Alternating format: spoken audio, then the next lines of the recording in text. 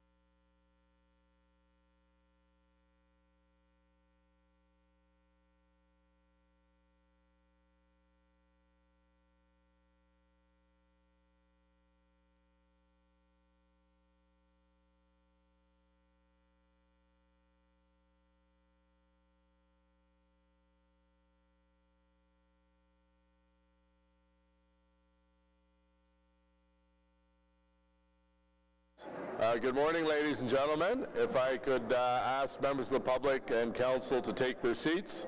We'll begin the meeting in 1 minute. On va commencer la réunion dans 1 minute. And if anyone would like to speak to items that are on the agenda, if they could fill out a form just under the television screen. Si vous avez des commentaires pour cette réunion, vous êtes capable de signer la liste juste à côté de la porte.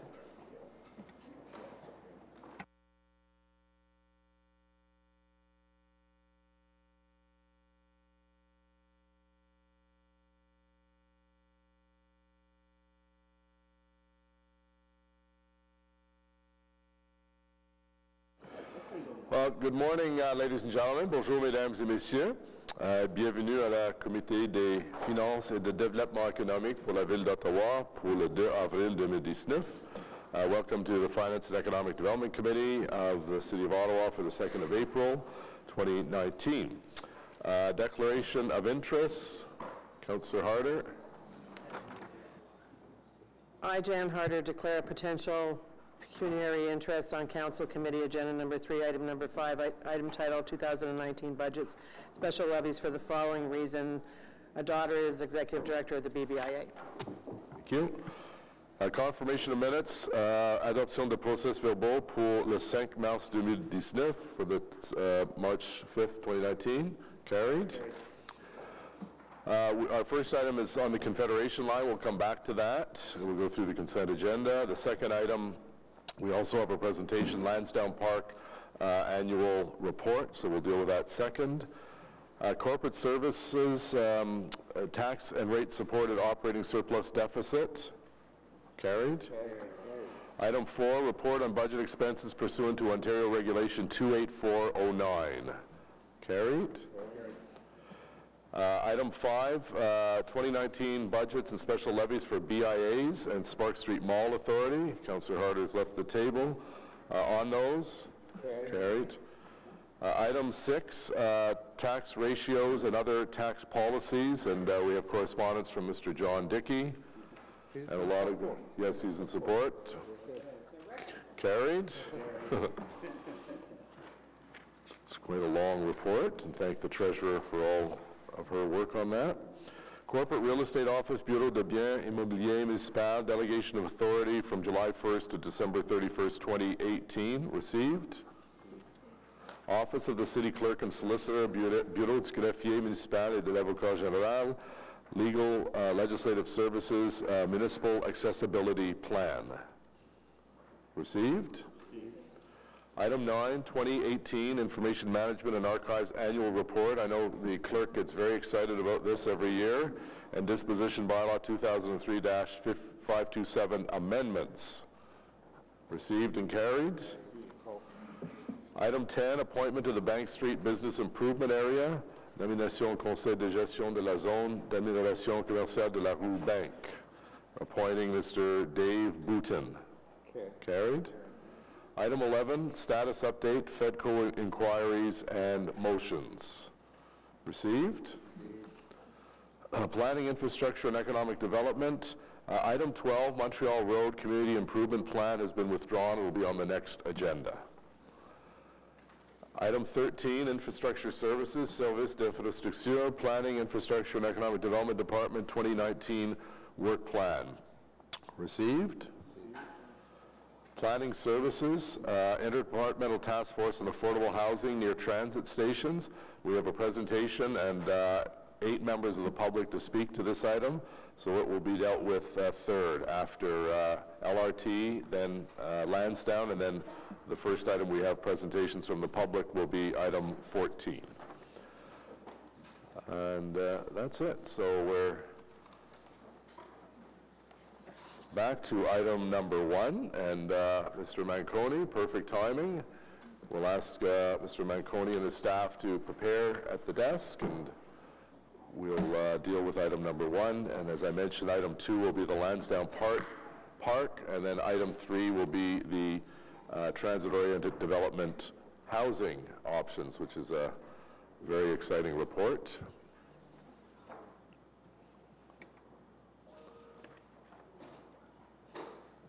I believe we have a PowerPoint presentation.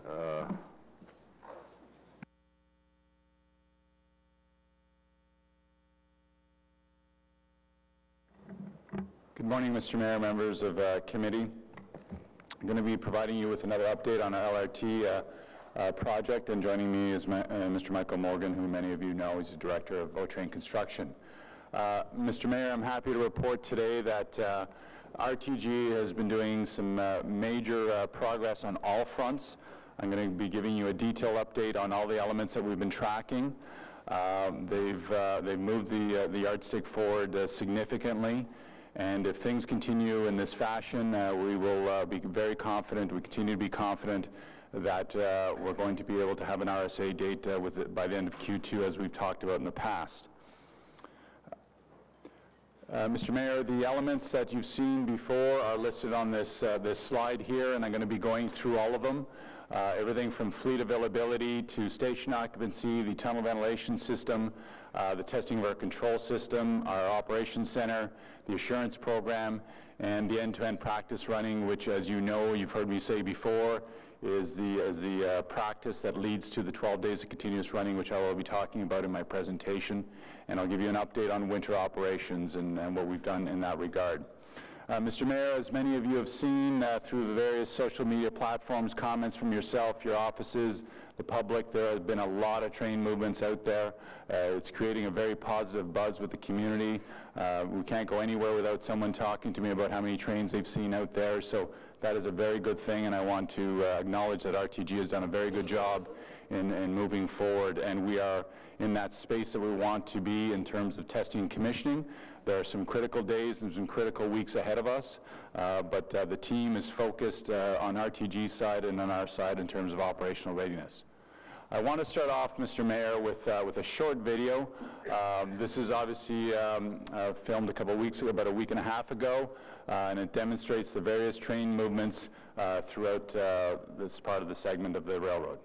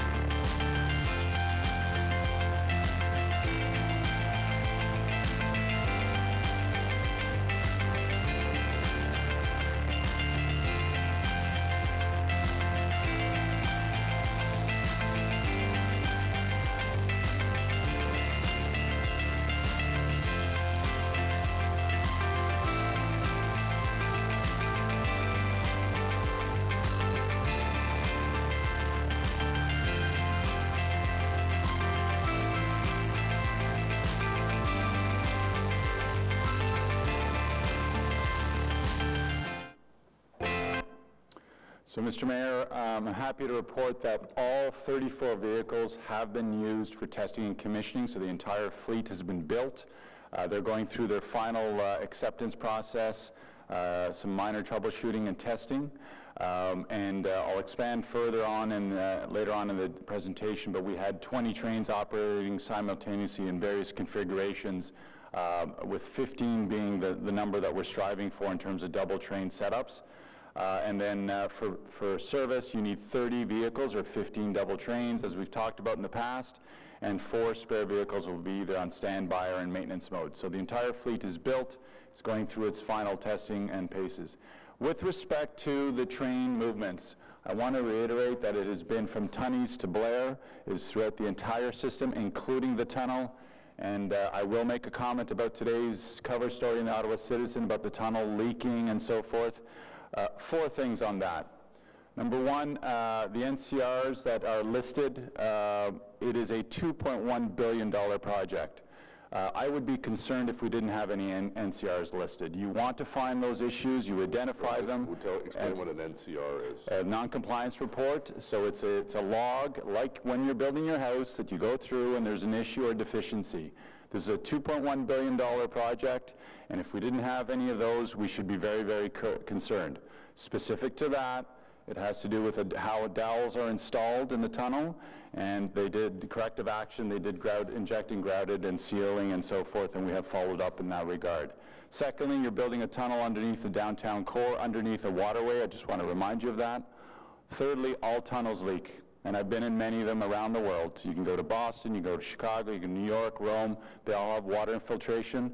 And lastly, you have 2 sump pump systems in our tunnel, which all tunnels have sump pump systems to collect the rainwater from gravity or minor leaks or snow on the vehicles and so forth. So this concern about the tunnel leaking, I just wanted to be very frank and open in that regard and address that today. So the train movements have been from Tunney's to Blair, including the tunnels. Mr. Mayor, the second thing I'm very happy to announce is we now have occupancy on 9 of the 13 stations. And a word about the stations. These aren't just platforms. These are multi-million-dollar stations. To put this in perspective, this is the equivalent of opening up 9 buildings concurrently. They're multi-million-dollar facilities with architectural finishes, artwork, with complex systems, subsystems, train control equipment, elevators, escalators, and so forth. So the stations that now have final occupancy, which we can now move in for operational readiness and testing, is Blair, Sayreville, Tremblay, Lees, U-Ottawa, Herdman, Bayview, Pimsey, and Tunney's Pasture. The remaining 4 are minor in nature. There are 2 that need some electrical louvers final commissioning and testing for ventilation, and 1 needs a manual louver. And then there's a final fit up on Saint Laurent, which is minor in nature. So those are the underground stations. Those are literally days away.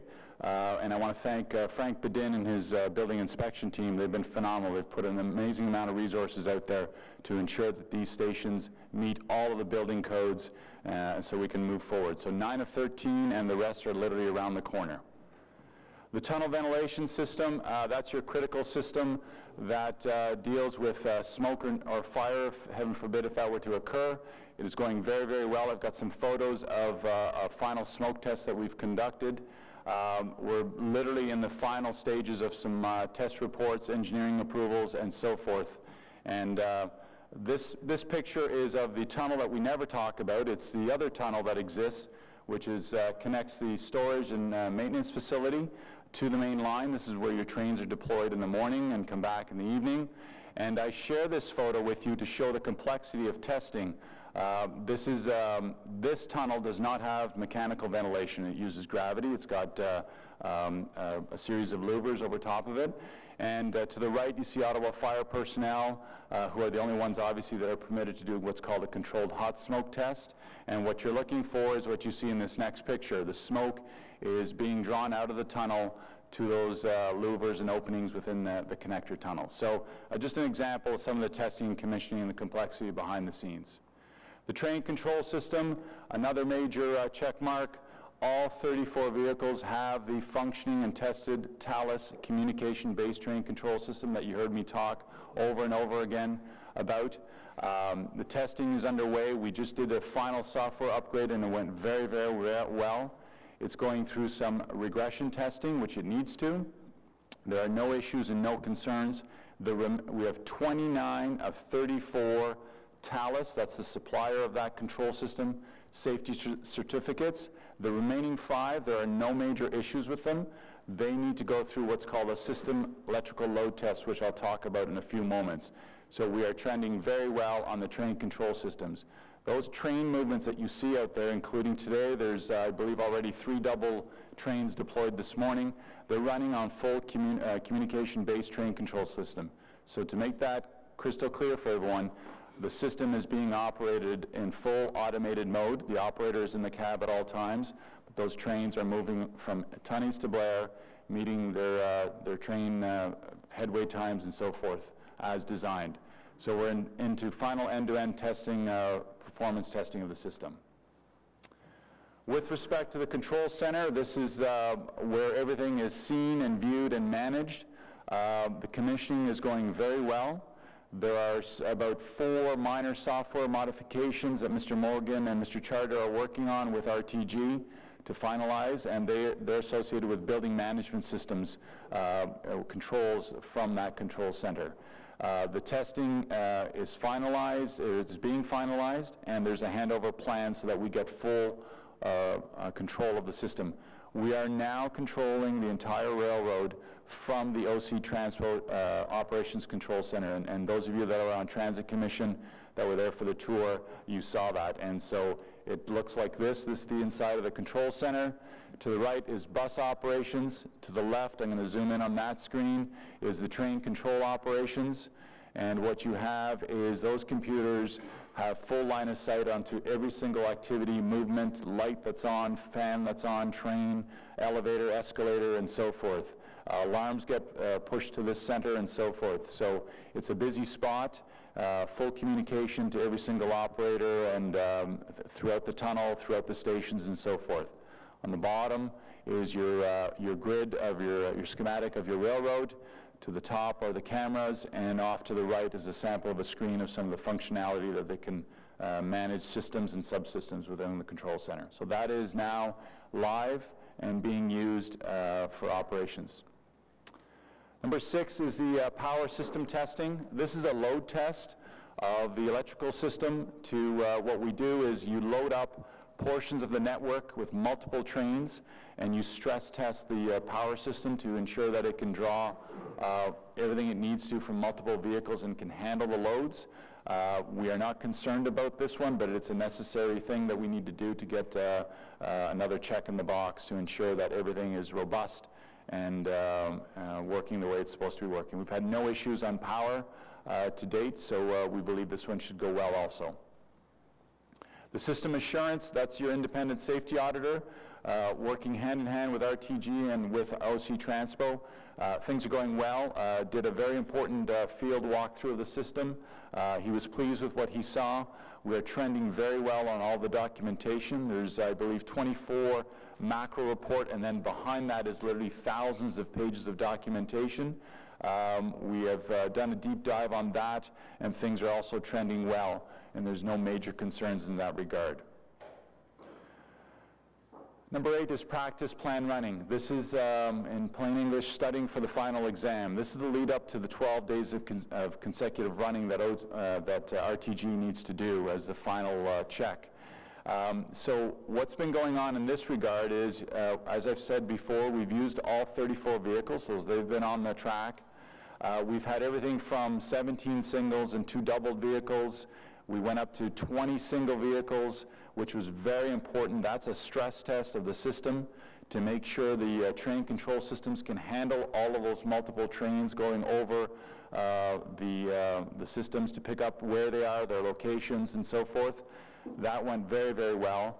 But it also demonstrates that it can handle a high frequency of trains. Remember, you're built for 30 to 50 years of capacity, so you can get down to 90-second headways. So that's almost approaching subway volumes in terms of frequency. So that 20 trains going from Tunney's to Blair was a major milestone for the entire program.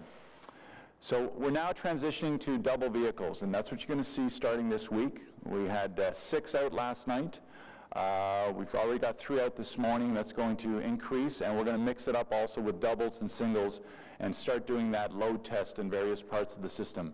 And that will migrate into 15 double vehicles operating during a scheduled period the way they're supposed to when we go into full service. Winter operations, we did a deep dive on this with RTM and RTG, and I can tell you that the RTM board also ordered RTM to make sure that they got all available resources they needed to ensure that things improve. They have done that. There's new equipment that has rolled in both from a lease perspective and a purchase perspective. We had a deep dive on that. We also reviewed the plan, the modified plan, yesterday with them. And we have our rail experts that have run winter rail operations reviewing the plan and giving their independent assessment to me personally on that. So this is trending well also. Operational readiness is also very important to us. You've heard a lot, both on social media and in the media, it's mainstream media, about the Tunney's pasture stress tests with the bus operations. We did that this Sunday. Over 200 staff were there. I know Chair Hubley was there, and the local councillor was there observing it. And what this is important because Tunney's is your busiest bus to rail transfer. It's probably one of the busiest in North America. Chicago compares in terms of some of the volume. To put it in perspective, about 160 to 190 buses an hour will be streaming into that location, transferring people from bus to rail. Blair is very busy, and then Herdman is also very busy. But until you open up stage 2, we need to keep a careful eye on this one because of the volume. So I'm happy to report there were no major issues. We teased out things that need adjustments, so there's some bus stop and some shelters that need to be moved, and the traffic signals that control the movements next to the station. This is a very short video. Like I said, we had 200 staff member there. We had a bunch of technical and planning staff there. We also had drone video footage, so this is an accelerated video footage of what was going on at this location. So you're seeing there different bus configurations, 40-footers, articulated buses, double-decker buses, and what you're looking for is that there's continuous movement throughout the operation. And then there's also a subset of scenarios where they stalled buses and did mock accidents and things like that. So nothing major, but it was a worthwhile exercise. And before all this, we obviously do the computer modeling and the manual modeling to see where we need to go. The other readiness element is taking care of our customers. We had a very good meeting at Transit Commission a few weeks ago where we talked about the Ready for Rail campaign. We reminded everyone that it is about the customer. We need to take care of them. We have a great plan where we're going to have hundreds of staff personnel out there watching over people, making sure that they know how the system works and assisting them. Council, every member of council should have received their package. I know Chair Hubley and the West End councillors have a session being organized for their residents, and in the East End, other councillors, Luloff and Dudas, and I believe Tierney are also doing East End workshops, and Councillor Blais. I think those are great things. We're ready and available to assist in anywhere we can. The handover requirements, you've seen this before, but just to remind everyone, we need all the safety documentation. It's required under the project agreement. All of the construction work needs to be done. Minor deficiencies or minor things, just like your house building, are permitted. We need the 12 days of consecutive running. They need to pass that. The safety auditor compliance reports, the operational readiness on all fronts, including maintenance.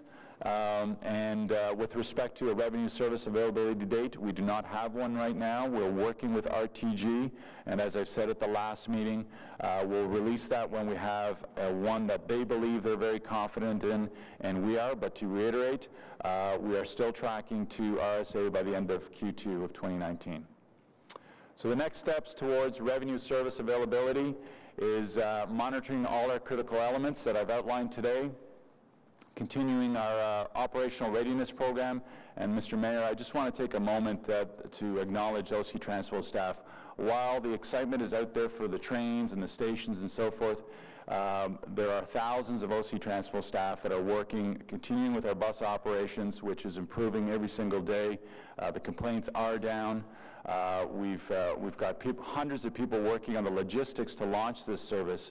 And again, a reminder that every single facet of the operation changes. Hundreds of bus stops, hundreds of signs, maps, websites, and so forth need to be changed. That's all being planned by our dedicated OC Transpo staff. The other critical piece is planning and logistics for workforce adjustment and changes to bookings and so forth. And I want to thank Clint Crabtree, Mr. Mayor. He's the president of ATO 279. He and his executive have been great to work with every change in the RSA and the adjustments we've had to do. They've been very, very supportive, and he's been working with his membership to be very cooperative in adjusting things. So thanks to him for that. Continue to provide oversight of RTG, the Ready for Rail campaign, and review the RSA details when they become available for us. With respect to where we are with RTG on costs and so forth, again, we're continuing to use our project agreements. We have not issued any payments to them, and we're continuing to track all our incremental costs, and we will deduct those that we're entitled to as the project agreement permits us to do, so that we can recover our costs. Thank you, Mr. Mayor. That concludes the presentation. Happy to take any questions. Great, thank you. Very thorough report. Councillor Hubley. Thank you, Mr. Mayor, and thank you, Mr. Manconi and Mr. Morgan, for that excellent presentation.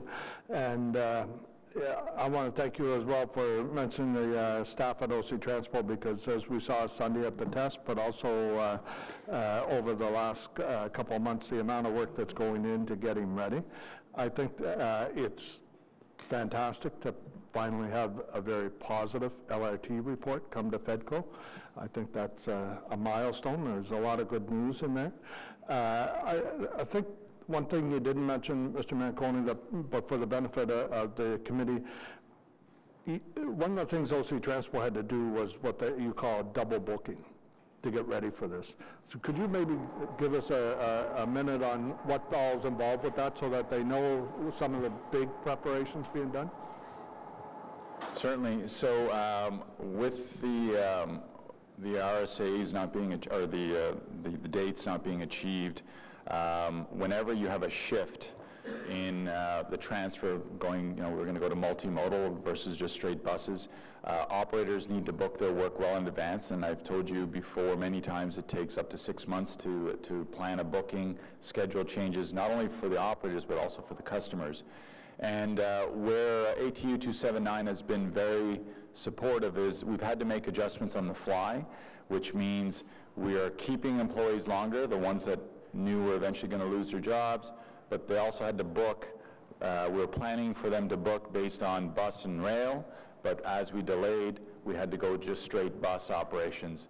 So we condensed 2 bookings into 1, and we did that over a weekend, which before, it's only been done once before, and that was unfortunately because of a strike, but the union has been supportive of that, and the employees came in on the weekends. Yes, they get their usual payment for that, but it's impacting yet again their weekends. So the union has been supportive, and we've squeezed 2 rounds of bookings into a condensed period. Thank you. I thought that was worth noting. The other thing I want to ask you about is, you mentioned earlier about the citizen report, about the non-compliance reports. There was also some attention on local radio about the water leakage into the tunnel, for example, in the stations. It mentions both. And there was a reference to needing hip waders to get in. Could you provide some context about how much this water leakage is that we're expecting? So I think the hip water one, I didn't hear it, but I can imagine it's the one which I've clarified numerous times, is there was a heavy rainstorm in the West Portal. There was a sump pump, a construction sump pump at the portal that was pumping water, and like any other construction site across Ottawa, whenever the sump pumps get clogged, which they do on a heavy rainfall, it caused the water to build up in that location. An operator or a RTG employee went in with hip waders on, unclogged the pump, and the water drained away. I've been through the tunnel many, many times. The trains are going through the tunnel all the time. Where there was some of those infiltration points, yes, there was a bit of water on the bottom of the track. I've even shown you pictures in the past of that. With respect to any area where the waterproofing membrane did not pass, they do injection grouting. They've got the most expensive and best grouting in the world being used here in Ottawa, because RTM owns the risk. And if the system fails, they don't get their money, and there's dire consequences to them. So it's in their best interest to make sure that it's solid and the membrane is doing what it needs to do. But as I've said over and over again, there's minor leakage in any tunnel anywhere in the world, and there's nothing significant. Otherwise, we wouldn't be running trains through that. Thank you. And in closing, Mr. Mayor, I just think it's important that with these non-compliance reports, we hear about what the problem was, but we don't always hear what the solutions were. And most of these reports, Mr. Manconi, if I'm correct, everything gets responded to, or some sort of an answer is attached there as to what we're doing to fix that issue. So it's worth following up with you if anybody has any questions about non-compliance. Thank you, Mr. Mayor. Thank you, Councillor Hubel. Councillor Dudas, please. Thank you for that presentation, and I can attest to the fact that excitement is certainly building for the train to launch and seeing all the trains. So thank you for all the work you've done, as well as OC Transpo and RTG. I know that you've done testing for operations at Tunney's, and I was just curious as to if you're still intending to do so at Blair to see what the load would be and how operations would flow, and when you intend to do that.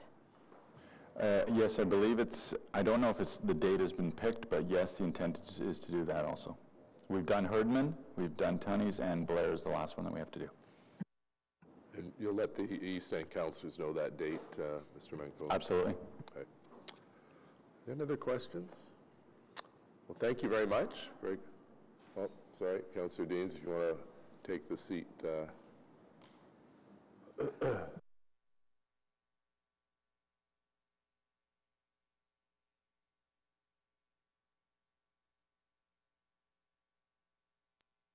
Thank you, Mr. Mayor. I just want to understand the RSA date. I thought, as part of the contract, RTG was required to give us, within a specific time frame, a new handover date, and then, of course, if they don't meet that, there's another penalty. So when are they required to give us a new RSA date? So the last one was March 31st, so they have 60 days after that to give us a new date. So the end of May, by the end of May, they have to give us a new date? Correct. Okay. Okay. And I just want to understand the winter testing, because you made a comment about winter testing is going well, but of course we don't really have any snow. So how will we be satisfied that these vehicles will run in winter conditions? How can you test that without winter conditions? Well, we actually have had winter testing all winter long. And we all know the story behind that one stuck vehicle. I'm not going to go over that because I've explained it 100 times. But I do have video footage, Councillor, if you want me to share it with you, of the last storm. It was on a Friday. We had 7 centimeters of wet snow in about an hour and a half. There was total gridlock across the entire city because everybody was stuck in traffic, and our trains were running through that entire snowstorm without an issue. That was after all those stories of the vehicle that was stuck in the snow. But to reiterate, I mean, you don't have to believe me. You just go on Twitter, YouTube. There are videos of trains running through the snow the entire winter season without any issues. We had one stuck train that I've explained as to what occurred there, and I would be a fool to launch without knowing that those trains can operate in winter conditions. They're contractually required to do that. They've been tested in winter conditions. And as I've said before, I don't worry about the trains running on the tracks in winter conditions. The things that we should be worried about, and we've had a lot of discussions with RTM and RTG, is ice buildup on the catenary system, the electrical wires. Thank you for that. We had also heard some reports of troubles with coupling and uncoupling of the trains. Can you confirm if the trains are being successfully coupled and uncoupled and tested the entire length of the track? I don't know who's saying we have trouble with coupling and uncoupling trains. We've coupled and uncoupled thousands of trains for months. Thousands of trains? Because the last time I asked, it said it was a bit of an onerous issue to couple and uncouple those trains. It's not a simple maneuver. Correct, but we've been testing the coupling since those trains rolled off the assembly line 3-4 years ago. We've been coupling and uncoupling. I think people need to be careful as to what they're sharing, because the issue on the coupling is, what I said last time is, once a train is coupled, if you decouple them, the systems need to ensure that they're talking, so the talus systems and all those subsystems need to be carefully aligned. So, but part of the testing is coupling and uncoupling trains. And when I say thousands, it's because there's 34 trains and we've been doing movements for years out on the line. So I don't know what you're being provided in terms of issues. I haven't said we've had troubles coupling and uncoupling trains. We had 6 coupled trains last night out on the system. There has been a lot of testing about the CBTC system, ensuring that train 1 and train 2, when they're coupled together, speak to each other. And that's part of the regression testing and all the testing and the software upgrades that I've been talking about. But the coupling mechanisms are working fine. Okay, and when do we expect to start the 12-day end-to-end run testing? RTG has to give us that date. They want to move to as many coupled trains as possible, get to 15 of those to do the practice running, and once they're confident with that, then they want to give us a date for the 12 days. So no sense of that yet? No sense. Okay, those are all my questions. Thank you. All right, our next item is Lansdowne Partnership Annual Report. Our city manager and our partners from OSAG are here, and we welcome them.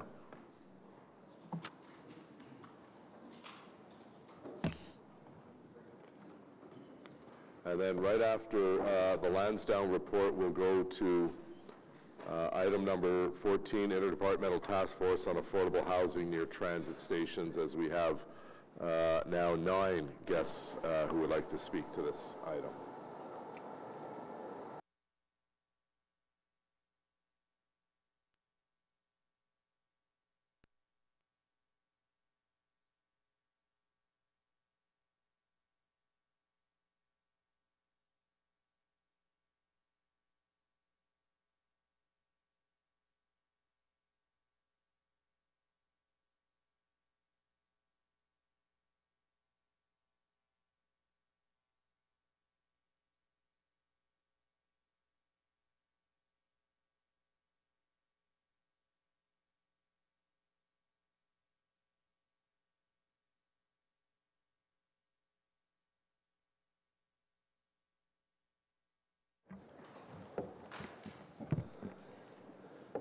Good morning, I'm Mark Yowdy, President and CEO of Ottawa Sports and Entertainment Group. And to my left is my friend Roger Greenberg, who is the Executive Chair and Managing Partner of OSEG. Delighted to be here today to go through a little bit of a walk down memory lane with the 2017 year that was Lansdowne. We're going to walk through the OSEG part of the partnership first, and then I believe Dan and Linda will go through the city's responsibilities at Lansdowne next. The first thing I'll start with is in 2017, Lansdowne was awarded LEED Silver certification, which was the first neighborhood of its kind to receive this certification in Canada. We're very proud of what we were able to accomplish to get this award, and our partnership with the city that enabled this this development to be a lucky recipient of a LEED certification. I'm going to walk through some of the things that happened at Lansdowne during 2017, and I think the pinnacle kind of happened at the end of the year. We had a really busy year in terms of a lot of Ottawa 2017 activities, and really proud of the role that we were able to play in that festival. Focal point, I think, was the Grey Cup and what happened with our Grey Cup at the end of November, as Lansdowne TD Place hosted the 105th Grey Cup. 10 million TV viewers and 35,000 fans watched a perfectly Canadian spectacle as the snow arrived on cue and Shania Twain arrived by dog sled at halftime. And I think it was a great game, and it was regarded as one of the best Grey Cups that have been hosted. And I think we've set the bar very high for Grey Cups that have come and are going to be coming in Canada. A really important part of the Grey Cup is the festival. That's the week-long activity that happened leading up to the Sunday game. And what it showed off, I think, is what we're able to do at Lansdowne. Lansdowne is in a lot of ways a Rubik's Cube of a whole bunch of things that we can bring to the table in terms of animation. And our ability to wrap in the horticulture and the Aberdeen, the Great Lawn, the stadium itself, the Aberdeen Square made for a really magical week leading up to the game. Estimated 250,000 people joined us for the Grey Cup and the Grey Cup Festival, which is pretty astounding. And one of the successes, and we heard back from particularly the visitors that we had, was the ability that we were able to do moving people to and from the site and the transportation plan that was in place. I'll come back to that a little bit later, but I think it's really one of the successes that we've enjoyed at Lansdowne. In terms of some of the visitor spending and the numbers that are attributed to the economic impact of Lansdowne, we had a study done by the Canadian Sport Tourism Alliance. $31 million of direct spending at Grey Cup. In terms of overall economic activity, $70 million generated in Ontario, and 28,000 visitors outside of Ottawa traveled to Ottawa to experience the festival and the Grey Cup. So a very successful festival and Grey Cup by all measures. 2 weeks later, we had the pleasure of hosting an NHL hockey game between our hometown Ottawa Senators and the Montreal Canadiens. It was the NHL 100 Classic, and it was celebrating the 100th anniversary of the first game played in the new NHL back in December 19th, 1917. Beers froze as we again welcomed 34,000 fans to TD Place in Lansdowne. And everybody left TD Place happy as the home team won the game. I'm very proud to also report that the NHL Classic and the Grey Cup won co-events of the year with Ottawa Tourism. So I think we did a really good job of showcasing Ottawa, showcasing Lansdowne and TD Place to the rest of the country. We don't have an opportunity to have an NHL caliber rink in our backyard often, so we took advantage of that to have an OHL QMJHL hockey game between the Ottawa 67s and the Gatineau Olympics the next day on the Sunday. We had 10,000 fans from there, and I think it's rekindled the rivalry that used to exist between the old Hull Olympics and the Ottawa 67s. It was such a success that both the Quebec League and the Ontario League have decided that that should be a staple in our annual schedule. So 2018, and it'll happen again in 2019, we get to play the Gatineau Olympics home and home as part of our regular season schedules, which is pretty cool. In terms of our sports teams, Red Blacks, despite losing to the Saskatchewan Green Whites in the Eastern Conference semifinals, didn't make the Grey Cup that we're hosting, which is unfortunate, the second time in our 5-year history. But on the field, the Red Blacks had an outstanding season. We sold out every home game. And again, unfortunately, weren't able to cap it off with a Grey Cup visit. I guess it's not a visit, a Grey Cup appearance in our hometown.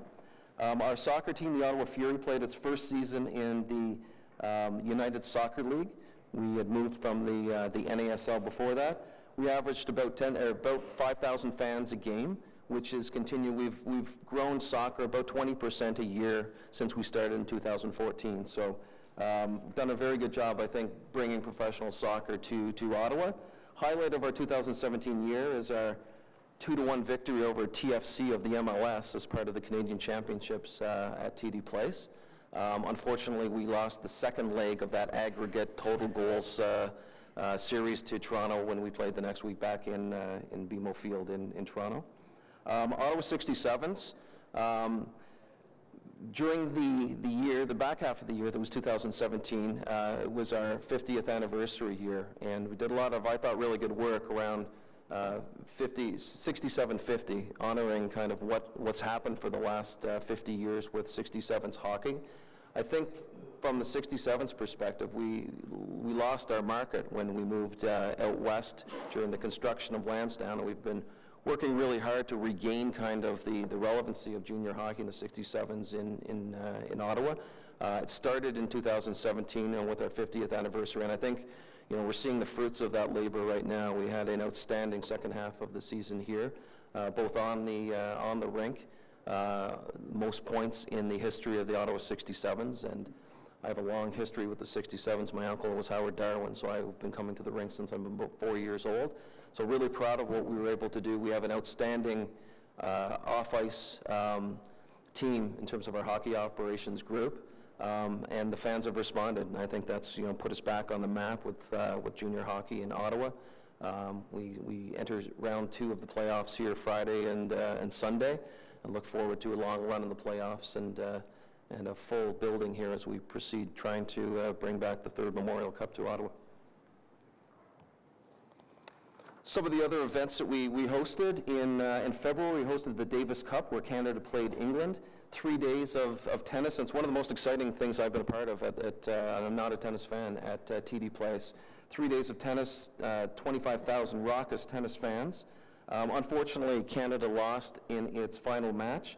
I think it was probably the first time that many Canadians heard of teenager Denis Shapovalov, and we won't go through kind of exactly that, but Google TD Place, Davis Cup, Shapovalov, umpire, ball to the eye, and kind of that's an unhappy end to Canada's bid to move on in Davis Cup action, but it was a really good event.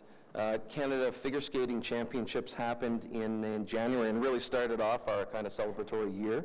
The feature act there was Virtue and Moyer. Week-long event. We're really good at Lansdowne of hosting these multi-day events. People like coming down to the site. They like participating in all that Lansdowne has to offer, particularly when there's 2 events in a day where people can go off to the restaurants and come back for the second leg of things. Week-long event, again, we had 35,000 people coming down to enjoy Skate Canada. Guns N' Roses and Our Lady Peace performed at the Stadium, TD Place, in conjunction with Ottawa 2017 in partnership with the city. 24,000 people joined us for that on a beautiful evening in Ottawa. Happy to report after the fact here that Axl Rose appeared on time. We understand that his contract had a $10,000 penalty for every 5 minutes he's late, so the days of him showing up 3 and 4 hours late in concert starting at midnight are long gone. It was a beautiful, beautiful night. Roger, you enjoyed that, right? Rock and roll, Lansdowne, right? I'm going to let Dan kind of talk to city folk and Escapade, but again, we do a really good job of these partnering with the city to do these type of events. Again, I talked about the Rubik's Cube nature of it, something like Escapade where we can do concerts on the Great Lawn, use the Aberdeen, city folk that uses the horticulture, we can use the arena, so we can kind of cater to what works best for what our promoters and what the people that are bringing acts to Lansdowne want to, how they want to put forth their event. And really proud of the fact, and we knew it was something that we needed to get to, but competing priorities in terms of what we were doing at Lansdowne since 2014. In 2017, we were able to launch the OSEG Foundation. I think we knew that we were going to be able to do a good job of running a foundation, but I'm surprised at how the impact that this is going to allow us to have in the community. We hired a rock star in terms of an executive director in Janice Baresi. The mandate of the foundation is to ensure that all children and youth in our community have the opportunity to play, learn, and develop through sport. We've assembled a very impressive community cabinet of local folks, and it's going to be really, I think, important part of what we're able to do, linking sport and what we do back to children and youth, getting participation rates up. And I'll turn it over to Roger if you have any. I know it's near and dear to your heart in terms of what this is going to be able to do. Well, I think for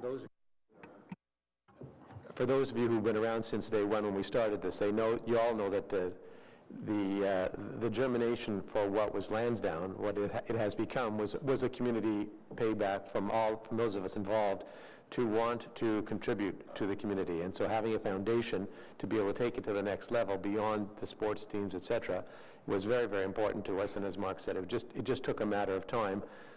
We've just started. We have big plans for what we would like to see the foundation to be able to do it again, to contribute all kinds of efforts to helping to promote, particularly amongst the youth who otherwise would not have an opportunity to participate in sports, and all of the things that sports activities that we believe can lead to in terms of leadership development and participation and getting along with each other. So it's an important feature, and you'll hear more about the foundation in the years to come. Thank you, Roger. In terms of overall visitorship to Lansdowne, so the far right in very small print is where we ended 2017 at 3.9 million visitors.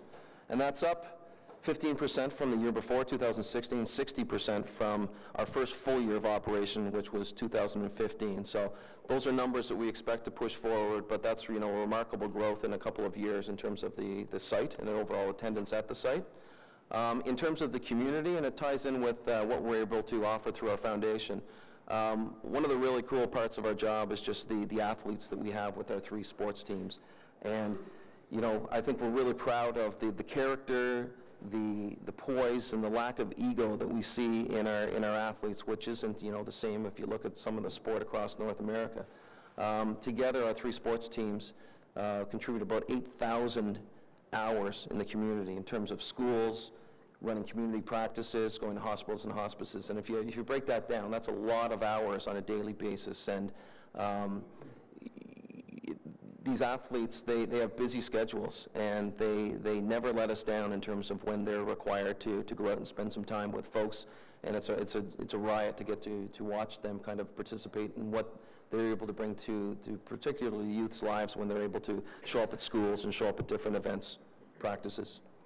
Site programming, again, I'll leave this to Dan to go through, but I think, going into this partnership, there was a concern of how we would work with the City of Ottawa, sharing a site and how it would work, and I think it works awesome. I think we do a really good job of communications, got much better in the last couple of years, and we do a good job of kind of complementing each other and running it as one autonomous site. In terms of the other non-stadium kind of parts of what is Lansdowne and our responsibility, the retail space, we have 340,000 square feet of retail space. It's 95% plus leased in what used to be an asphalt desert. So it's probably one of the areas we've done a really good job of activation inside of the stadium, and I think in the next couple of years you'll see us focus more on the site and activating out in our retail space as we look to bring different things to Lansdowne. And at the end of the day, the retail space is the economic engine of what kind of makes this partnership go. And yeah, again, I think we're going to spend more time programming the components of the site outside of Lansdowne. The office building, it's not part of the partnership. It's owned by Minto. There's a 100,000 square foot office building that at the end of 2017 was 70% leased. It's now over 80% leased. And it's an important part of our site in terms of the density, having people there on an everyday basis, eating in the restaurants, attending events, participating in what we have in the site is really important. So that's getting that up to full occupancy is a key component of our growth going forward. Transportation, I talked about, it's probably one of the most successful parts of the City of Ottawa OSIG partnership. I think there was a lot of angst around transportation going into this partnership and how it would work, and I think what we've built is a terrific relationship with OC Transpo in terms of particularly Red Blacks games where we have the highest volume of people descending upon Lansdowne on a short period of time and leaving after a game. We have 53% of the folks that come to Red Blacks games coming by either OC Transpo or shuttle in our park and shuttle program. And the targets were set, we knew we'd have a Grey Cup back in 2012 when these targets were set, and it was set at 68% for Grey Cup, and what we were able to achieve was 88%, either people coming by shuttle or OC Transpo. And we kind of survey everything, every event that we do, we send out post-event surveys, including the Grey Cup, and it was one of the biggest accolades and compliments we got back, as people couldn't believe staying downtown in hotels and what have you. And, if you go to Grey Cups, you know that there's a contingent to follow Grey Cups around, and people are on their 40th Grey Cup. It's one of the biggest accolades we got, is they couldn't believe how seamlessly and efficiently the transportation system ran. We had 35,000 people there, probably 50,000 people on site for the day of the game, and I think the maximum wait time to get out at the end was about 20 minutes, which is really remarkable. In terms of the operating results, so you'll see there is our revenue stack from 2012 on the far left to 2017 on the far right. The weird different color thing on the top of 2017 is Grey Cup. So a bit of an anomaly in that we had this big event that is Grey Cup. What we were able to achieve in 2017 is $68 million in aggregate consolidated revenues, which is an $18 million or 36% increase over what we achieved in 2016. $11 million of that increase, and that's that hatched box at the top, was on account of the Grey Cup and the Grey Cup Festival, leaving $7 million of an increase year over year on account of the underlying business, so all the other stuff that we do at OSIG and Lansdowne. In terms of our operating losses for the first couple of years and our operating income in the second 2 years, again, the hatched part on the far right, 2017, is the net profit from the Grey Cup and the festival. Continued overall improvement in operating income to $8.6 million in 2017. That's an improvement of $6 million over the previous year, 2016. Of that $6 million, $3.5 was on account of the Grey Cup and the festival, and $2.5 million of the improvement was on account of organic growth, everything else we do at Lansdowne. In terms of our outlook and looking forward, we issued our report. We'll issue our next report on Lansdowne in the summer of 2018. It's going to be a little different summer of 2019. A little bit different in that, as you're aware, we changed our year end from a fiscal December 31st year end to a March 31st year end.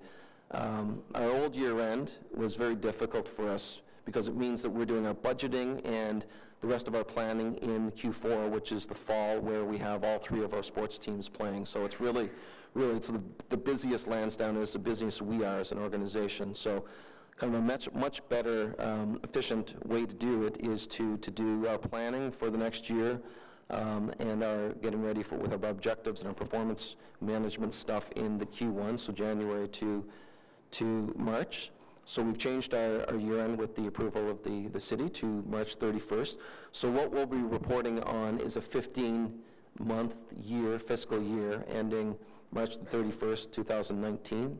And we're reporting back in the summer on that. And I think looking back at 2017 really marked, to me, the end of our startup phase, particularly with the Grey Cup and the NHL Outdoor Classic. We know, particularly the Grey Cup, had been coming since we started OSEG. And that was really, it gave us 5 years of operating history and really a good understanding of how the stadium and the arena and the site is operating. So I took over as CEO as well in the spring, and what we did during 2018 is to try to take a step back and understand, what's working for us strategically and where we think we need to go as an organization. It's a long partnership. We have a partnership that goes through to 2044. So it was a good opportunity to take a breath and take a step back and figure out kind of where we're going as an organization. One thing that we did is every year we have our 30-year pro forma is what we call it, which is we drop in our actuals for the year that we just completed, and then we have a look out for the rest of the life of the partnership and figure out where we think that's going and put the numbers in. So with our review, we changed the outlook for the partnership for a couple of reasons. I think the biggest challenge we've had is just the operations of the north side stands and the arena. And it's an old building, it's difficult to maintain, and it's not completely efficient to operate.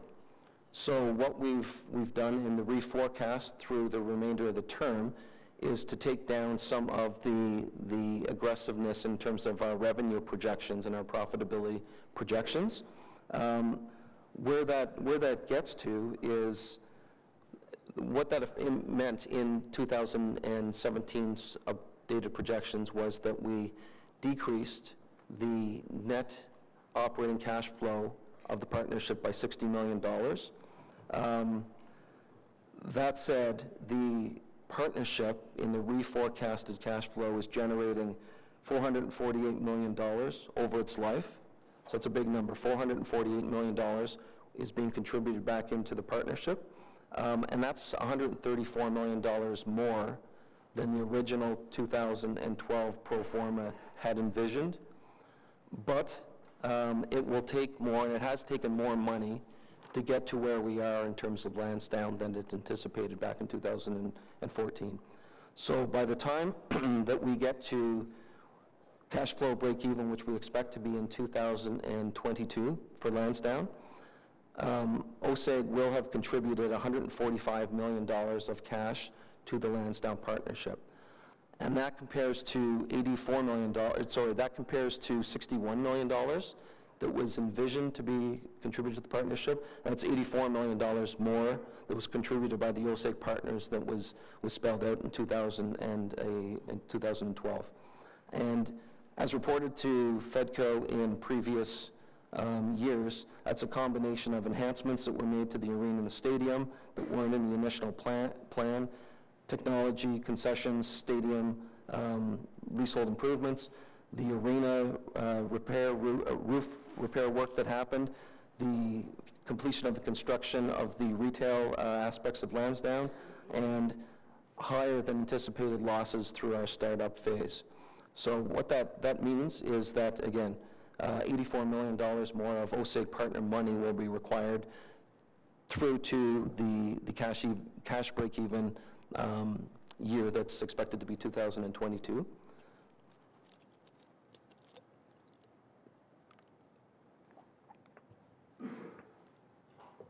And when we look at the pro forma, what that also means is that two things. With the reduction that we have in the pro forma and in the projections, $102 million $102 million worth of money that has been contributed by the OSEG partners. Roger and his partners isn't expected to be returned to the partners, and the City of Ottawa won't be receiving any return on the deemed equity that they had contributed, which is the value of the land that Lansdowne sits upon. So what are we doing about that? 2018, as I mentioned, we started a strategic review aimed at building on what we've been able to accomplish at Lansdowne. And I think a byproduct of that will be improved performance from a financial perspective.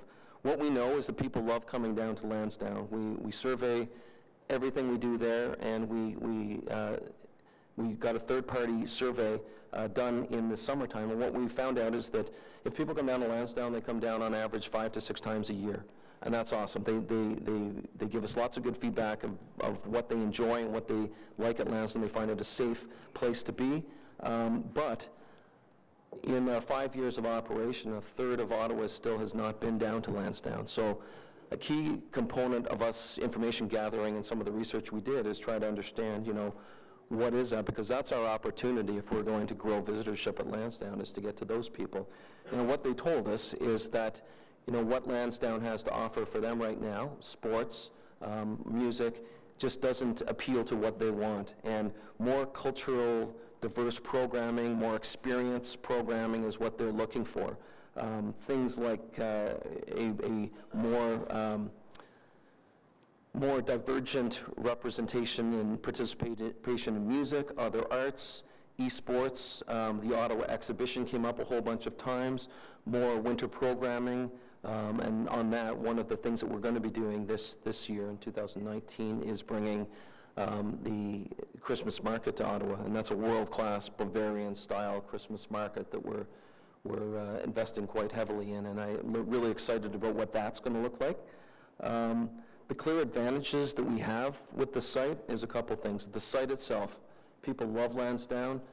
They like the feel of Lansdowne. They like the heritage of Lansdowne. They came to Lansdowne when they were growing up. Our people, we have a fantastic group of folks at OSEG, and our guest experience. I think we do a really good job of hospitality. And I think our opportunity is to figure out how to take that into the rest of the site and manage the site as a whole, and bring more diverse programming to Lansdowne. Again, we're in the middle of that strategic review. I haven't had an opportunity to go through, where we're going to be recommending with our partners, with the City of Ottawa, and we've made a commitment to the City of Ottawa to get back to them by June 30th of this year to kind of give them an update in terms of what we believe we can do to enhance what happens at Lansdowne and enhance the financial returns of Lansdowne. With that, I'll turn it over to Roger if you have any comments on that. No, I mean, from my perspective, I look at, I know we probably should have had this up on the board, this is what Lansdowne used to look like. This is what Lansdowne looks like now. So what Lansdowne used to look like was costing the city about $3.5 million a year of taxpayers' dollars. What Lansdowne is costing the taxpayers after Lansdowne, in terms of the components that we're responsible for, is nothing.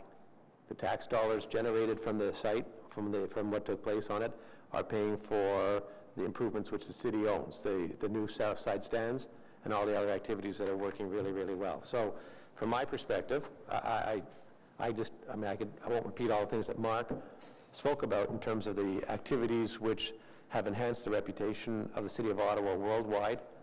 The activities, the diversity of activities that have taken place that engage the citizens of Ottawa is outstanding. And we could have gone on for an hour on all of the other activities that are taking place that are engaging the residents of Ottawa. The financial performance is not where we had expected it to be, and it's not where it's going to be. We need to roll up our sleeves, and we need to work with our partners, with the City of Ottawa, who I will say have been outstanding in their support of what we're trying to do, and we will continue to work hard to come up with ways in which we can enhance the financial returns in terms of attracting bigger and more diverse crowds to come to Lansdowne over the next little while. And that's something that we're working on actively right now. And we'll come back to the city by the end of June with some of the ideas that we have and to see what the city's perspectives are on some of those ideas. Great. So I believe Dan will carry on with the city portion, and we'll answer questions after that. Is that? Yep. So Dan Chenier.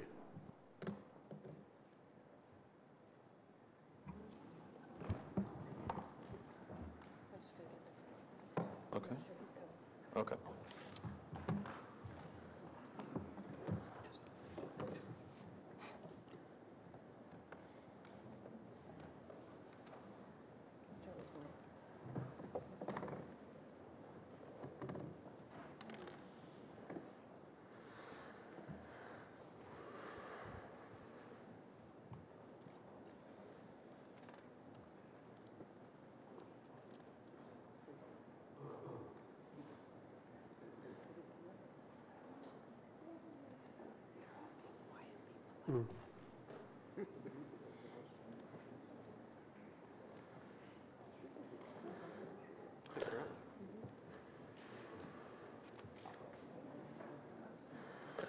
Mr. Mayor, maybe I can start while they're setting up.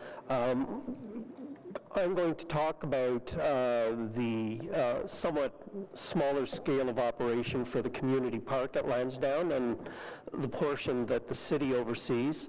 The period that we're talking about is from June 2017 until May 2018, and really I'm going to focus on a couple of things: the continued growth in animation and programming at the site, 2017 celebrations at the park in partnership with Ottawa 2017, some of the site improvements that were made over the last that period, as well as the financial results. In terms of the urban park, we've continued to experience impressive growth in terms of the appeal of the Aberdeen Horticultural Building, the Great Lawn. All of them have garnered great community interest in both hosting events at the park as well as participating in events that the city puts on. Mark mentioned some large festivals, including City Folk and Escapade, have been repeat clients to offer their large events at the park, and it is an ideal site in terms of all of the elements working together, especially when you can have an outdoor event like those festivals. The site is really performing the way that I think people had imagined that it might when development of the park was being undertaken. Attendance has continued to increase, and over that period we reached the 1.5 million mark. Ottawa 2017 was offered a great variety of events, and the city partnered with them in terms of being able to offer Ottawa Welcomes the World. 43 embassies participated in that program, whereby each embassy took a turn, and for one day in many cases, but for several consecutive days in other cases, embassies set up attractions within primarily the horticultural building to display their culture, their music, their food. Very well attended, very popular. In fact, I'm told that half a dozen embassies came back in 2018 to also offer something for the public. So that was a great event, and certainly it showed how well those pavilions can be used to display these types of events. Ottawa's Farmers Market continues to be a great Sunday attraction throughout the year. The outdoor market has averaged 70 vendors per market, and in some cases during peak market seasons has gone as high as 94 vendors. Certainly the Sunday Aberdeen Winter Market has also been very popular, with most markets 90% of the available stalls being taken up. So that has been a very successful partnership with the farmers market. They have maintained a high agricultural content to their farmers market. Over 70% at most markets are agricultural, with the balance often being prepared foods. The Urban Park also played an important role both for the Grey Cup Festival as well as the next slide that you'll see, which was the Winter Classic NHL game.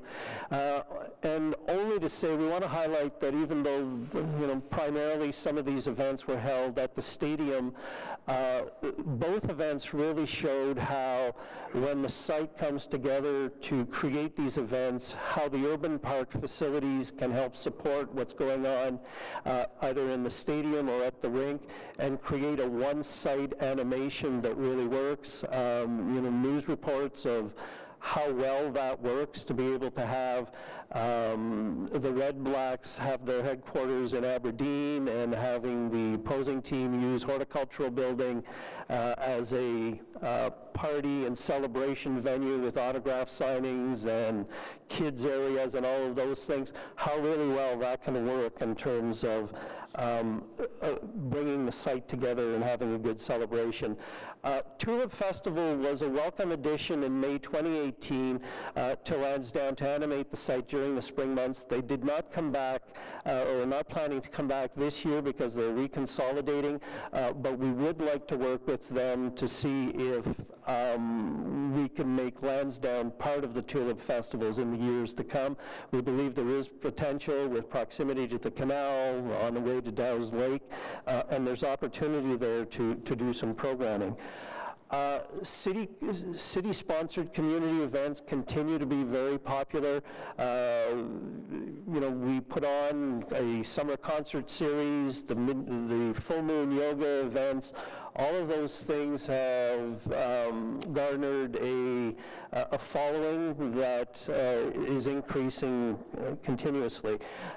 In terms of site improvements over the last year, a couple of things that we've worked on with the dismantling of the with the art piece on the berm as part of accommodating the Grey Cup and the Winter Classic. We did have an opportunity when it was reinstalled to remedy some of the shortcomings of the initial installation, more specifically the electrical side.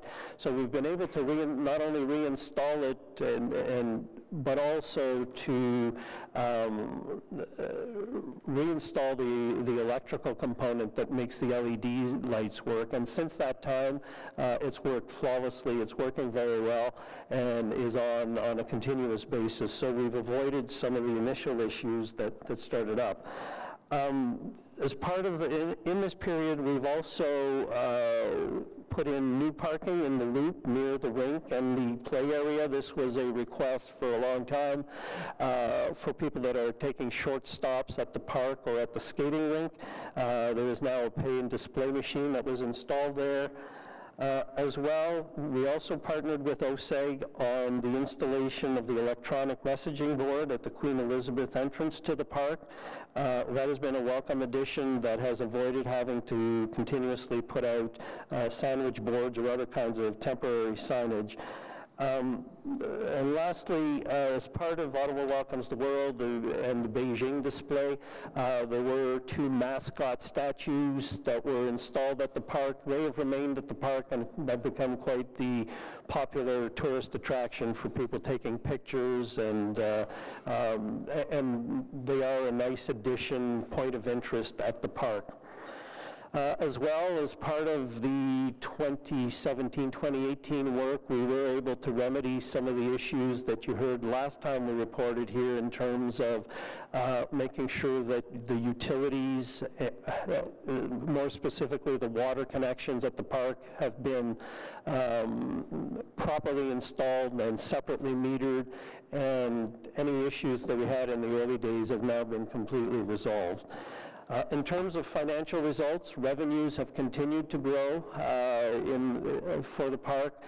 We continue to operate below the net budget provided to the city, and we continue to make adjustments year after year as we better understand where the operation is going, both in terms of expenditures and revenues.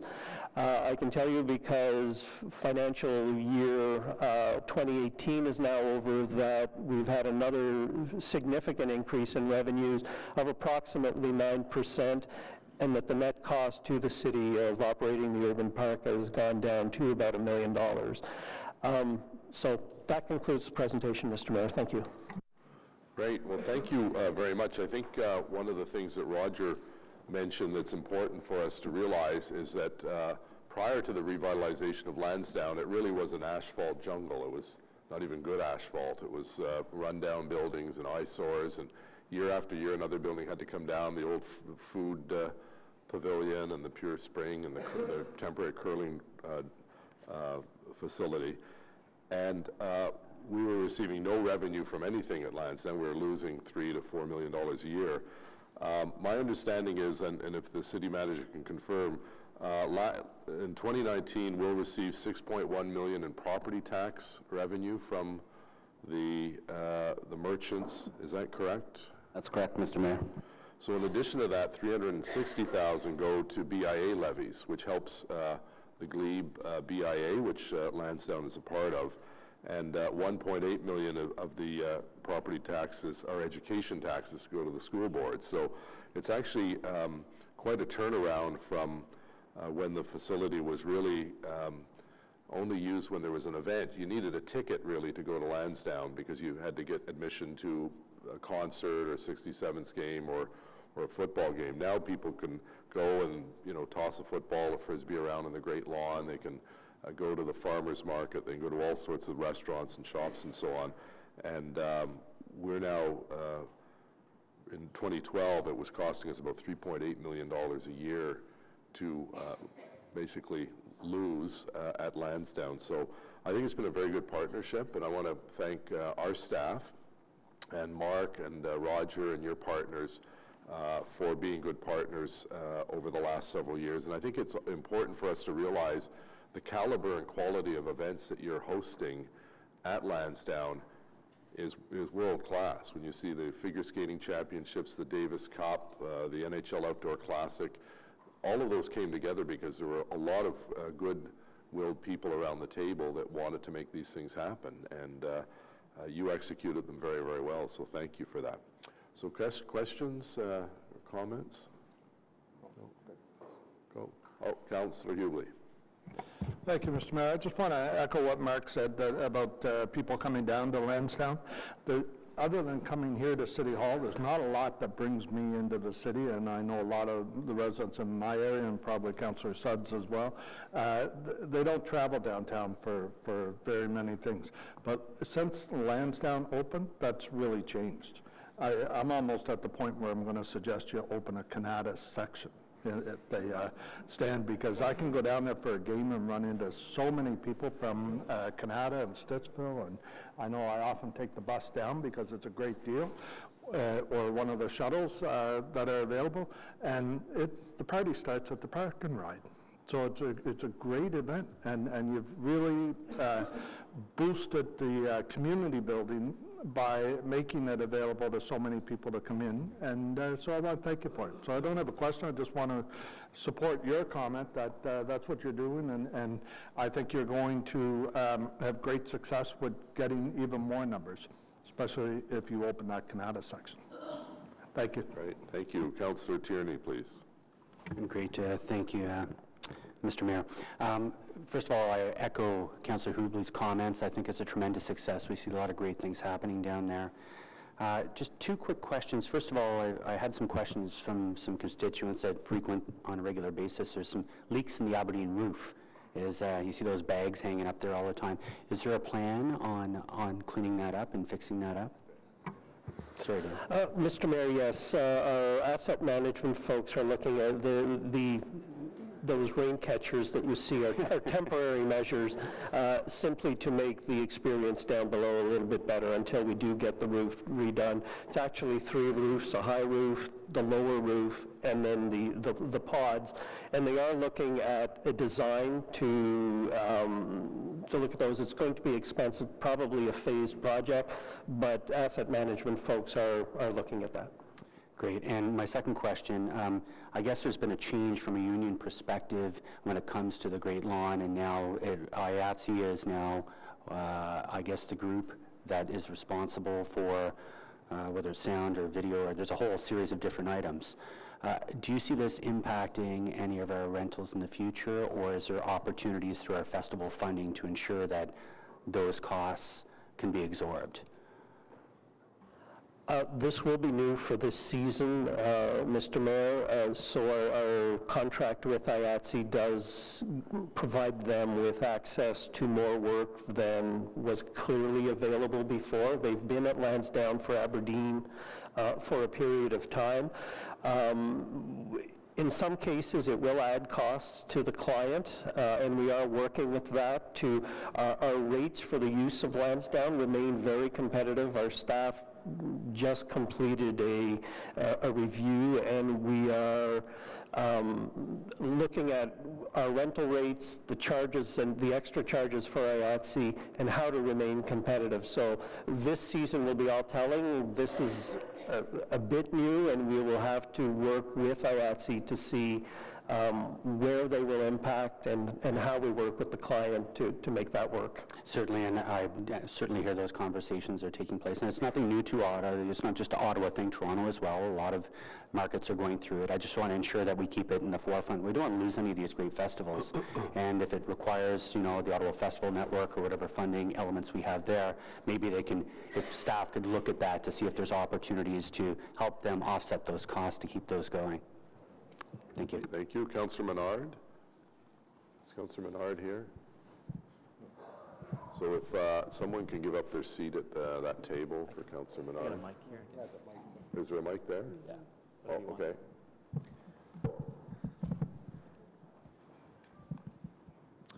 Thanks very much, Mayor. Is that working? Yep. Okay. Working. Okay. So just a couple questions, and I have some comments.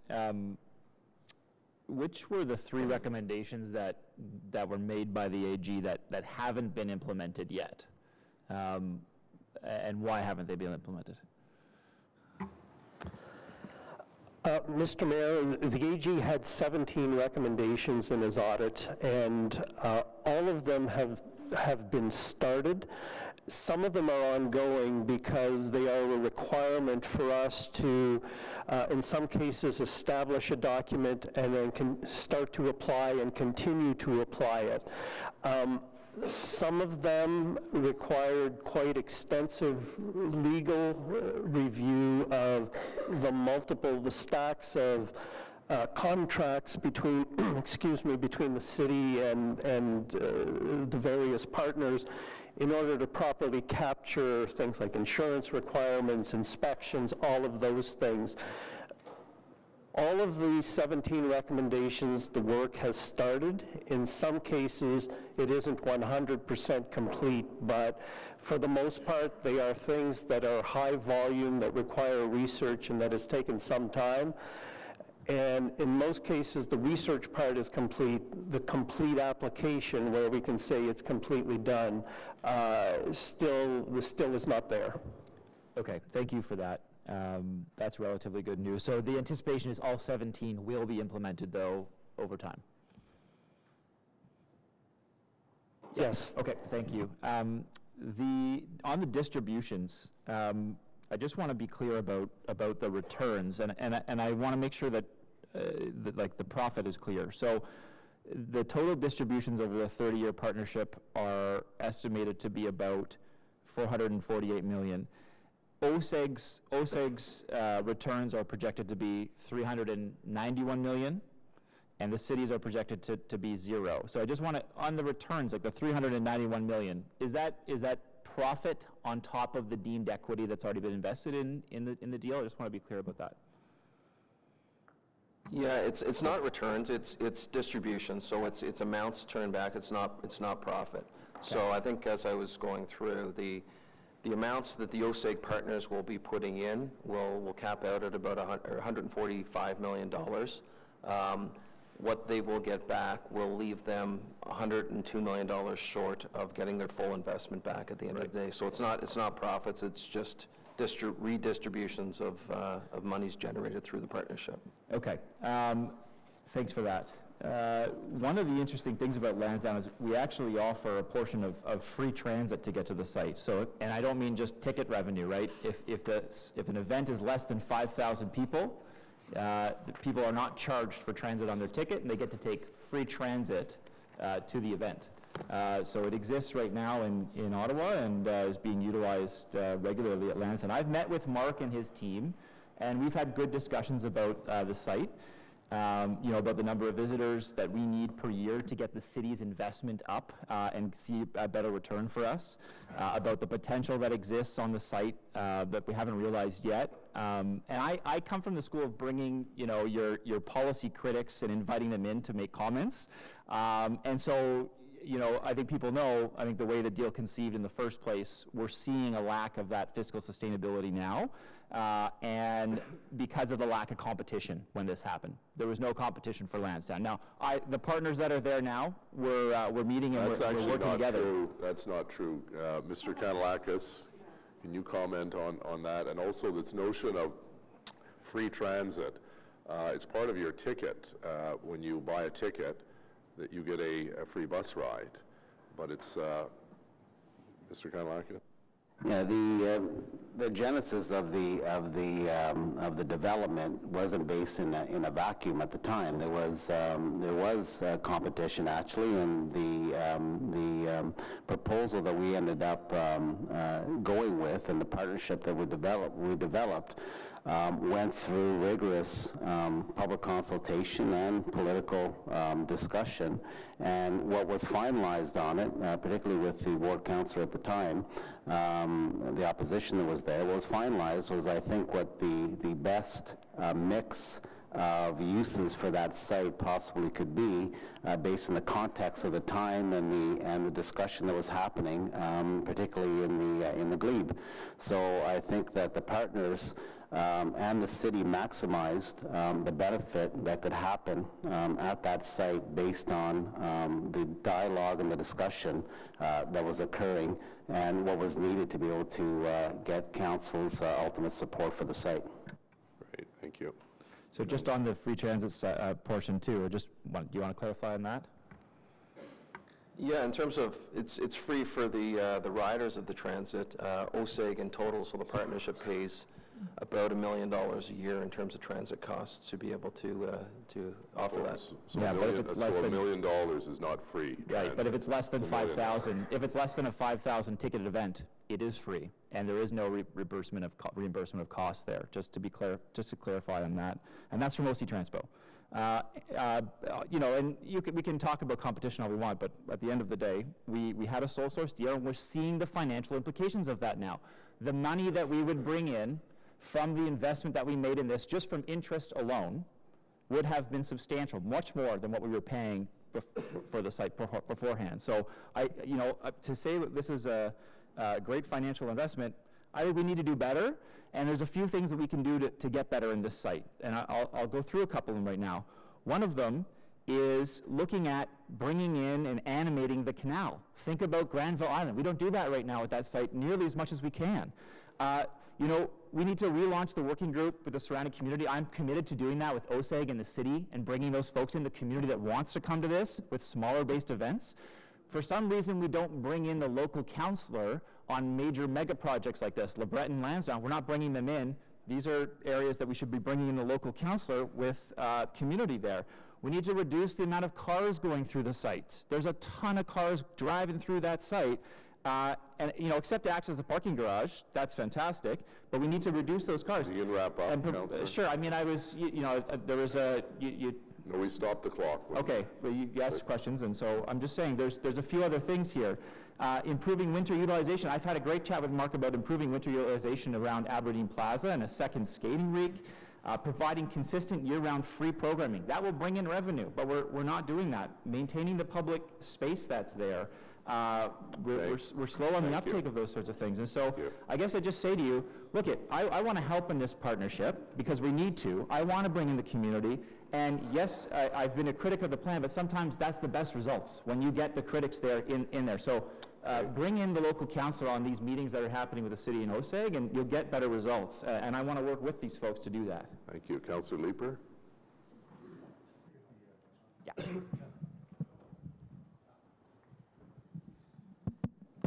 Thank you, Mayor. In terms of improving the long-term financial performance at Lansdowne. You've made some good progress in terms of getting revenues up year over year, even accounting for the fact that we had an extraordinary year in 2017. But when you were talking about your strategic review, you sort of focused on the revenue side. And I think we can all anticipate that given the nature of the site, it's very possible that we can increase revenues even more with the right mix of events. But on the cost side, how do you see controlling costs? That clearly is the area where you had unanticipated challenges. I don't see a revenue issue here as much as a cost issue in terms of improving that long-term pro forma. What sort of things are you thinking of in your strategic review to improve that side? Yeah, and that's I think you're right. When we redid the pro forma, it's very much status quo. So it's taking what we do right now and stretching it out through the 2044 partnership. So I think a lot of the what will come from revenues. But what it doesn't include is any new initiatives and things we might do. And that's the point of our review right now, as is expense reductions and what we can do around that. I think there was a sense that we would be able to get the operating costs of the stadium itself down farther than we've been able to, but that's part of the review that we're performing right now to see, what we're able to do on the revenue side for sure, but the expense side as well. So that's part of it. Does it come down? It sounds like it's the shape of the old building is so much higher than anticipated on your side. Yeah, it's a 50-year-old building that's difficult to maintain. Is there a path over the course of the life of the partnership to distributions back to the city or some kind of return on our equity? Sorry, one more time? Is there a path to a return to equity? That's the purpose of our strategic review, right? Like what we have right now is kind of in terms of the pro forma, is a status quo type pro forma. It's the stuff that we know that we've been doing right now. The question we're asking ourselves is, we've got this wonderful site. Are there cool, neat things that are happening in other parts of the world that we can bring to Lansdowne? And we haven't spent a lot of time on the business development side of our business. We've been kind of focused on what we have at hand and getting the retail open, the sports teams operational, the stadium operational, the site going. So, are there new things that we can and should be doing? And our goal is to be the entertainment hub of Ottawa. So, what does that mean? What does Lansdowne look like going forward, and what can we bring there? So I think it's about a whole bunch of things, and unfortunately I'm not prepared. I can't speak to a lot of what we kind of have in the hopper right now at this point. So just help me understand a potential path to distribution. OSEG is going to see a loss of around $102 million. At what point, is it a $102 million gap between, to get you to the point of profitability where you can start distributing back to the city? So is it a question of finding $102 million more in revenue over the course, or of $102 million in cost savings, or some combination of both? Yeah. Or is that the number? Yeah, it's not profitability. This is profitable, right? It's profitable to the tune of $448 million over the partnership. The gap right now before when the city would start participating is $102 million. 102, and that can come either on the cost side or on the revenue side. Correct. So I'll be interested, and your timing for that review is June. We'll be back to the city by the end of June. You'll come back to us with that. Right. Okay. Thank you. Thank you, Mayor. Okay.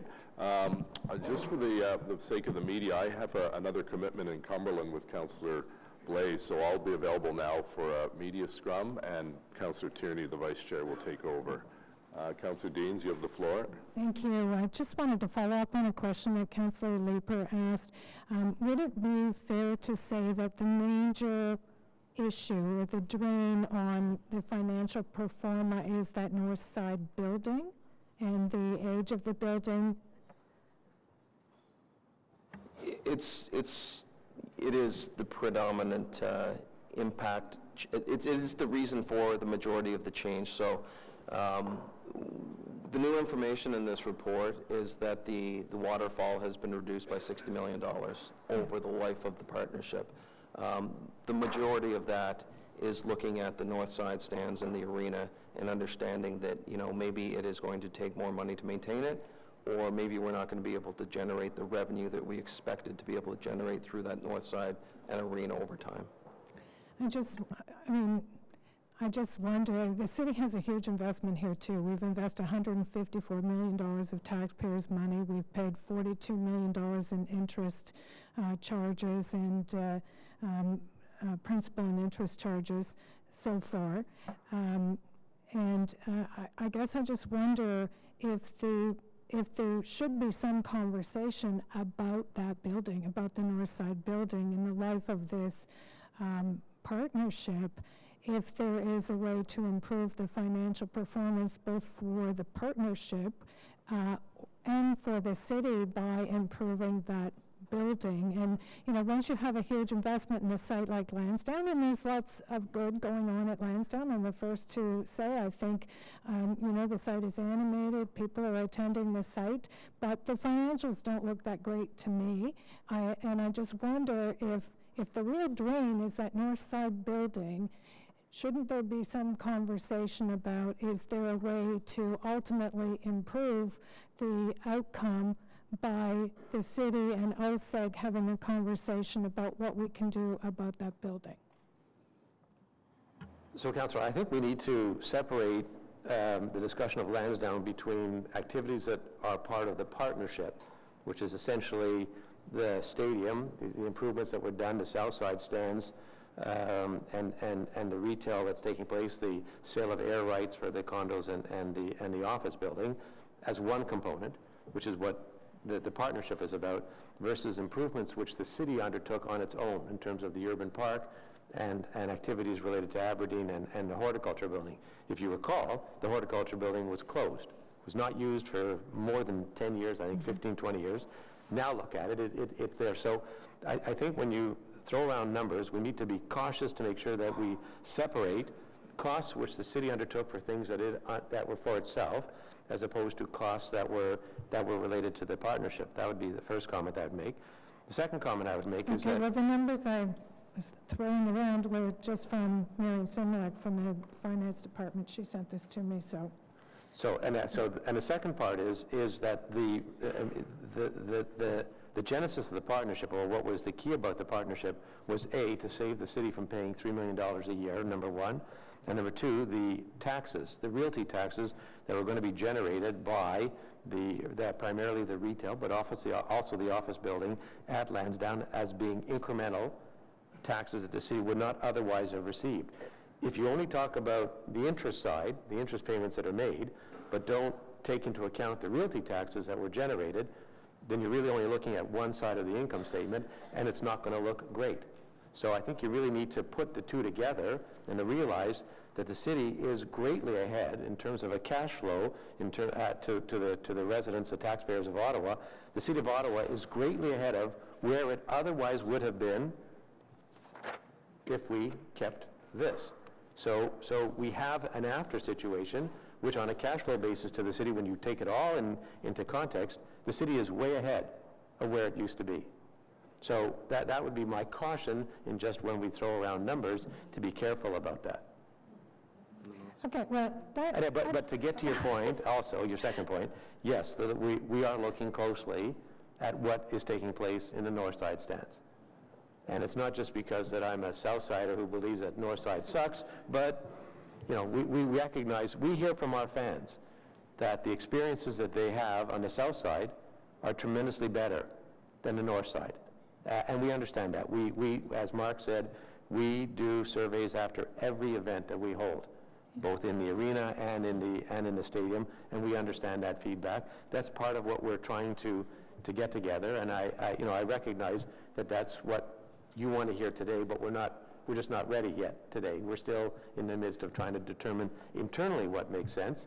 Once we do that, then we come to our partners at the city, and then we continue the process. Okay, I'm not looking to have a big debate on the finances at Lansdowne Park. I mean, I agree with you that the state of Lansdowne pre this partnership was much worse, and this is much better. I completely agree with that. I don't dispute that. I don't know, I mean, because we didn't do an RFP, we don't know what else we could have done with the site, but that ship has sailed. It doesn't matter to me. That ship has sailed now. I think it's in everyone's interest to make sure that the site is the best it can be animated, and have the best return on investment, both for the OSEG partnership and for the taxpayers of this city. I mean, taxpayers have put, whether you like it or not, $154 million investment, which costs money, into Lansdowne Park. And frankly, we don't have a single use of that stadium. So that's a reality. So I'm just saying, if the north side stands is the major drain on the site that's creating, you know, structural financial problems going forward, then isn't it time that we sat down, had a conversation about how we might address that building? Because it's a long partnership, and if the building's already difficult to maintain and expensive to maintain and draining to maintain now, then isn't that something that we should consider to try and right this ship going forward so the site performs even better than it does today? That's all I'm saying. We couldn't agree with you more, Councillor. Absolutely. And we also couldn't agree more with Councillor Menard, that we need to be engaging in discussions. Unfortunately, it's not just the City of Ottawa and OSEG that controls access to, you know, a tremendous asset, the Rideau Canal. That's something that we have to talk to, and we are talking to the NCC and Parks Canada as partners in this whole process. I think there are tremendous opportunities that can be done to improve the situation. I'll give just a small example. The NCC closes the driveway for Winterlude, and we have events taking place at the same time. Well, if one of our key access points to getting into Lansdowne is closed, it jams up Bank Street incredibly. So, I mean, these are situations, this is something new, and these are, I'm not blaming anybody for that experience. That's just, I think the Parkway's been closed for 20 years of Winterlude. Is there a better way of doing things? And the good news from what I see and what Mark is seeing is that there's a willingness now by Parks Canada, by the NCC, by the city to talk about how can we do things better. The fact that we've done it in a certain way in the past, okay, but if there's a better way to do now to reflect the changed conditions at Lansdowne and result in a better experience for the neighbors, you know, we should, you know, add in the new bridge that's going to be completed hopefully very soon to open up access to Ottawa East. I mean, these are all tremendous improvements that will, I see a much greater willingness by partners beyond just the City of Ottawa and OSEG to try to look at, you know, situations and how we can make it better. And that's what we're committed to do. And I know Councillor Menard has had meetings with Mark and the team, and we encourage that activity to take place more and more. Great, thank you. Thank you very much, Councillor, and I want to thank you for coming out and presenting today. I think a real path to victory is continually going for those Grey Cups, and our 67's doing well, which you seem to be doing. I don't know how you orchestrated that, but it's working quite well. So on this, is this report received? Great, thank you. So on to our next item of the agenda. Thank you for coming out today. Item number 14, the Interdepartmental Task Force on Affordable Housing near transit stations. I do believe we do have a presentation on this one, so we'll give it a couple of minutes to set that presentation up.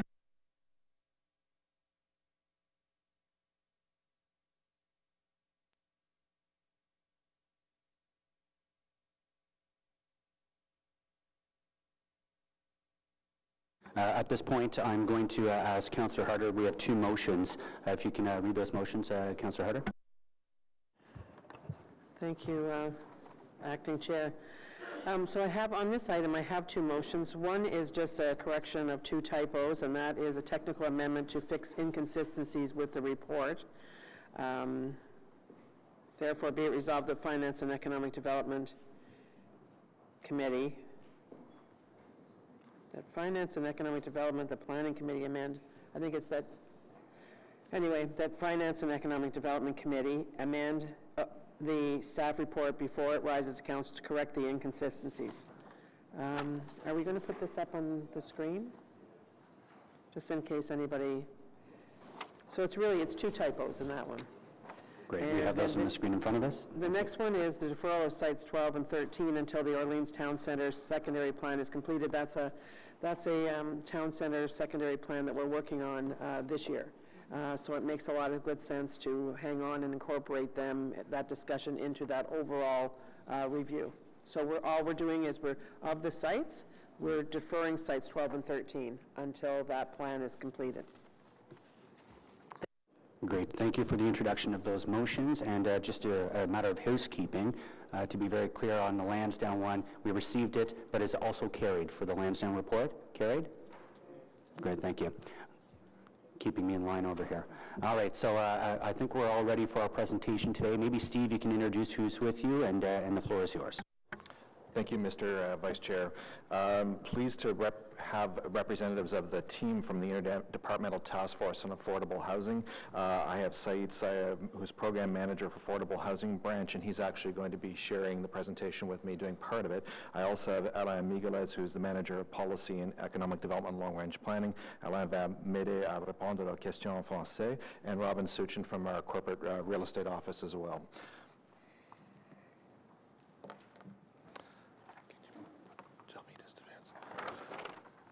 So this interdepartmental task force goes back to a motion from Councillor McKenney and Leaper at Council, which was unanimously supported to strike an interdepartmental working group to look at the opportunities for and implementation strategies for affordable housing projects in close proximity to the future LRT and BRT systems. And we were asked to look at this from the perspective of both the site opportunities from a planning perspective and realty perspective, but also look at implementation models. So this is the first of two reports that will come before Council. The first part dealing with the sites that have potential for affordable housing purposes, and as I will explain later, we categorize the sites into short, medium, and long-term opportunities. This portion of the report's at FEDCO because it is a real estate question.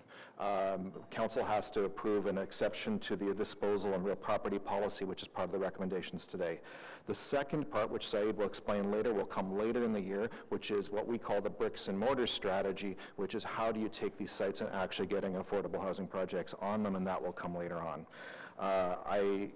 This has been a true interdepartmental effort from the 4 departments that are involved. I want to thank my colleagues Janice Burrell, Marion Similuk, and John Manconi for providing me as chair of this group the support and resources from the technical team required to pull this off. So as I indicated, the interdepartmental working group had representation from the Housing Branch, the Community and Social Services Department, it's Shelley Van Buskirk and Saeed Sayah. From the Transportation Services Department, Chris Swell from the Stage 2 Office and Vivi Chief from Transportation Planning. From Corporate Real Estate Office, Gord McNair, Robin Suchin, and Stephen O'Brien. And then from Planning, Infrastructure, and Economic Development, myself, Alain Miguelez, and Charmaine Forgey. We're the interdepartmental working group. So as I indicated, we took the Council's direction and looked at all the opportunities within the city in close proximity that were apparent to us at this time.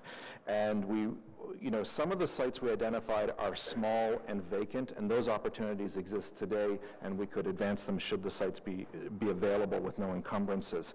Some sites are small with some certain uses today that might in the future coexist with an affordable housing opportunity, and some sites, like the Coventry Road site's a very large site, and the intention isn't the whole site would be put to this purpose, but we can absolutely fit projects within those sites amongst other uses in the fullness of time. So as I indicated in the report, with the technical amendments, by the way, which corrected some typographical errors that we apologize for, we will now have 7 sites in the short-term opportunities, which really represent opportunities within the next 2 terms of council. And these sites are sites with no significant property encumbrances or environmental encumbrances. The city owns or is likely to own based on current negotiations and have minimal barriers for redevelopment. In the second set, the medium-term opportunities, which are in the 7 to 15-year horizon, there are certain encumbrances on those sites that make them not suitable in the short term. And as the technical amendment that Councillor Harder put forward at my request, we jumped the gun on 2 sites in Orleans and putting them in this program at this stage. We've committed to start a secondary planning process for the Orleans corridor in the next year, and those sites will be examined through the context of that process in the fullness of a secondary planning process, and Mr. Miguelez's team is starting on that right away. So finally, in terms of the longer opportunities, these are sites where there are significant issues. It would take a major redevelopment project to understand how those sites may be used. And we have examples like Tom Brown Arena that are on that list in terms of longer term, and that would have to look at how would you redevelop the recreational uses and possibly in tandem with affordable housing. Certainly we see that in other cities where other civic uses such as recreation are on the same sites, and so Toronto and Vancouver are doing that, and that's the type of model we're looking at for some of those longer term opportunities. So because they're more complex, it will take us more time to get to them. Now, we do have built into this report, this task force will review sites on a routine basis. We have a 2-year review process to see where we're at, whether sites can move up or whether or not we have to adjust it. And Councillor Brockington isn't here right now, but he did talk to me before he left. He actually pointed out to me an opportunity that we had not picked up on, and that's the example. Like certain other governments may be disposing of sites, they may come on and may be available, and we can put those on the sites, and that's part of the 2-year review opportunity as well. So with that, I'll turn over to Mr. Sayer, who will explain to the implementation aspects of this. Okay, thank you, Mr. Willis. So with respect to the next steps, evaluation of some of the sites is actually currently underway. However, most sites, or most of the short-term sites, will require further study to develop viable community design and building plans, and to determine what mix of housing types and tenures and recommendations for funding and financing that we consider over this term of council and possibly the next term of council. Because of the complexity of all the sites, this evaluation will unfold differently for each site within the framework of the confines of the short-term sites being reviewed during this term of council. So basically we'll try to get through all the short-term sites this term of council with a plan for those 7 sites. With respect to the review of each site, staff from Housing, Planning, and Corporate Services will consider the following. 1, the potential acquisition or control over the non-city owned sites, so this includes mostly federal sites and the possibility of provincial sites as well. 2, affordable housing groups, both private sector and not-for-profit sector groups, capable of partnering with the city to deliver housing on each site. And affordable housing strategies, programs, and incentives that will be considered by council this year under our 10-year housing and homelessness plan refresh will also play into how we develop a strategy for these sites moving forward. And in addition to that, it gets a little bit complicated, but we do have the National Housing Strategy, which speaks to a number of federal and also federal provincial programs that we anticipate coming later this year. Some of those are already in effect, such as the National Co-Investment Fund, which is administered by CMHC, the Federal Lands Initiative, and the National Rental Financing Construction Initiative. So we have to review those programs in relation to how they can be used with these sites and other city funding to see how we could best leverage our resources to provide affordable housing in the short and medium terms. We look at models for funding and financing of construction and operations involving both the public and not-for-profit agencies as well as the private sector. And this all feeds into various timelines for implementation for each site. Housing Services will report back to Council for approval on an implementation strategy for the most opportune sites later this year. The majority of the sites will be brought forward with the refresh of the 10-year housing and homelessness plan, with some sites being considered within a shorter time frame if possible. We are currently reviewing 5 sites, 2 of which are on the list that we're considering to bring forward in the spring for council to consider to consider to be declared surplus and to be provided for affordable housing purposes. So that brings us to the end of the presentation, and we're prepared to answer any questions you may have. Thank you. Great. Thank you very much for that presentation today. I'm going to move straight to delegations at this point, and then further to that, we'll have questions for staff. So our first delegation, it's Catherine Boucher of the Somerset West Community Health Centre. If you can please come forward and take a seat here.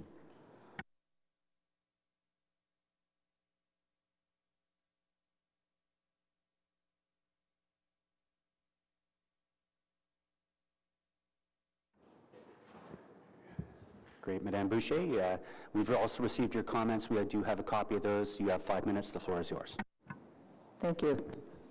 Bonjour. Good morning. Thank you for the opportunity to submit our comments on the recommended sites for affordable housing near Rapid Transit Station. My name is Catherine Boucher, and I'm here representing the Somerset West Steering Committee for our Building Communities Together project.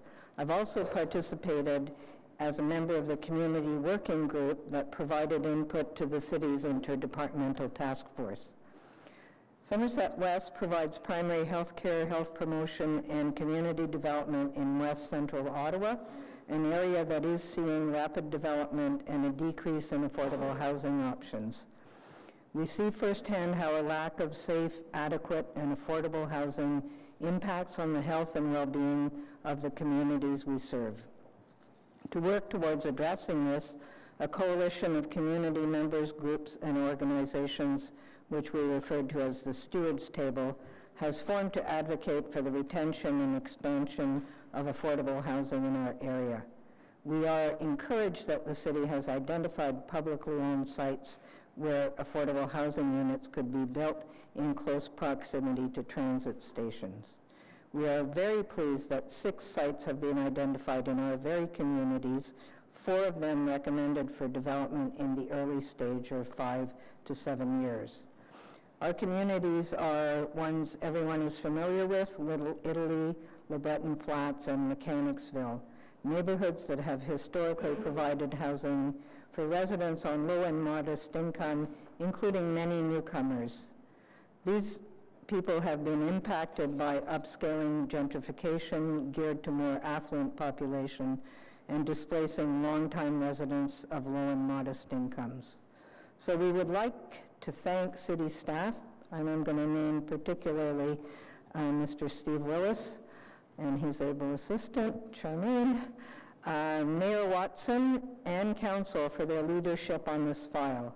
We urge the city to continue on this trajectory. It is critical that future transit-oriented development is affordable to those living in poverty in our communities.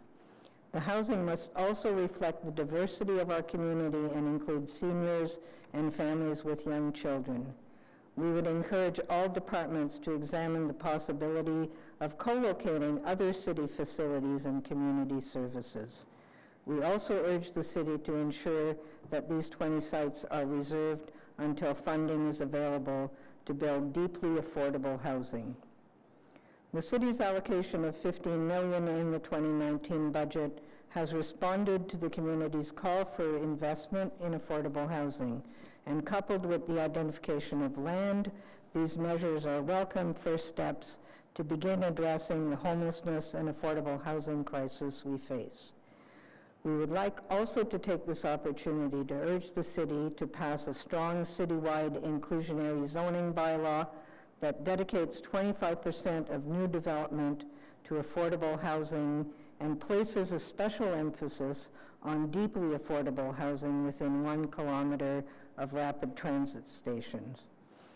We also wish to request that council ensure that all available government-owned land within 1 kilometer of rapid transit stations is used through nonprofit and co-op housing, and to create a 2019-2022 term of council priority that integrates transit and planning with clear, affordable targets. We look to you for leadership and commitment on meeting this most basic and immediate need, and we thank you for your time, consideration, and energy. I don't often come to thank you, but I am here. We like that. Come again. I think all the other people are going to thank you too. So I do want to personally thank you. This has been a year of really good work. I want to thank, as I say, Mr. Willis, and now it goes over to Saeed, and we'll be talking to him. And I think this is a great thing that might happen, and I'm really looking forward to getting the LRT going down and having people go on it who really need to live close to rapid transit. Thank you. Thank you for that presentation. And just before you leave, is there any questions to delegation? Seeing none, thank you very much, Madame Boucher. Our next is Kristen Holsky, the Executive Director of the Alliance to End Homelessness of Ottawa.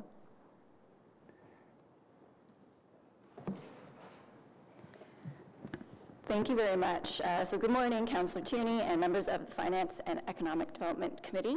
Thank you for taking the time to hear from the Alliance to End Homelessness Ottawa.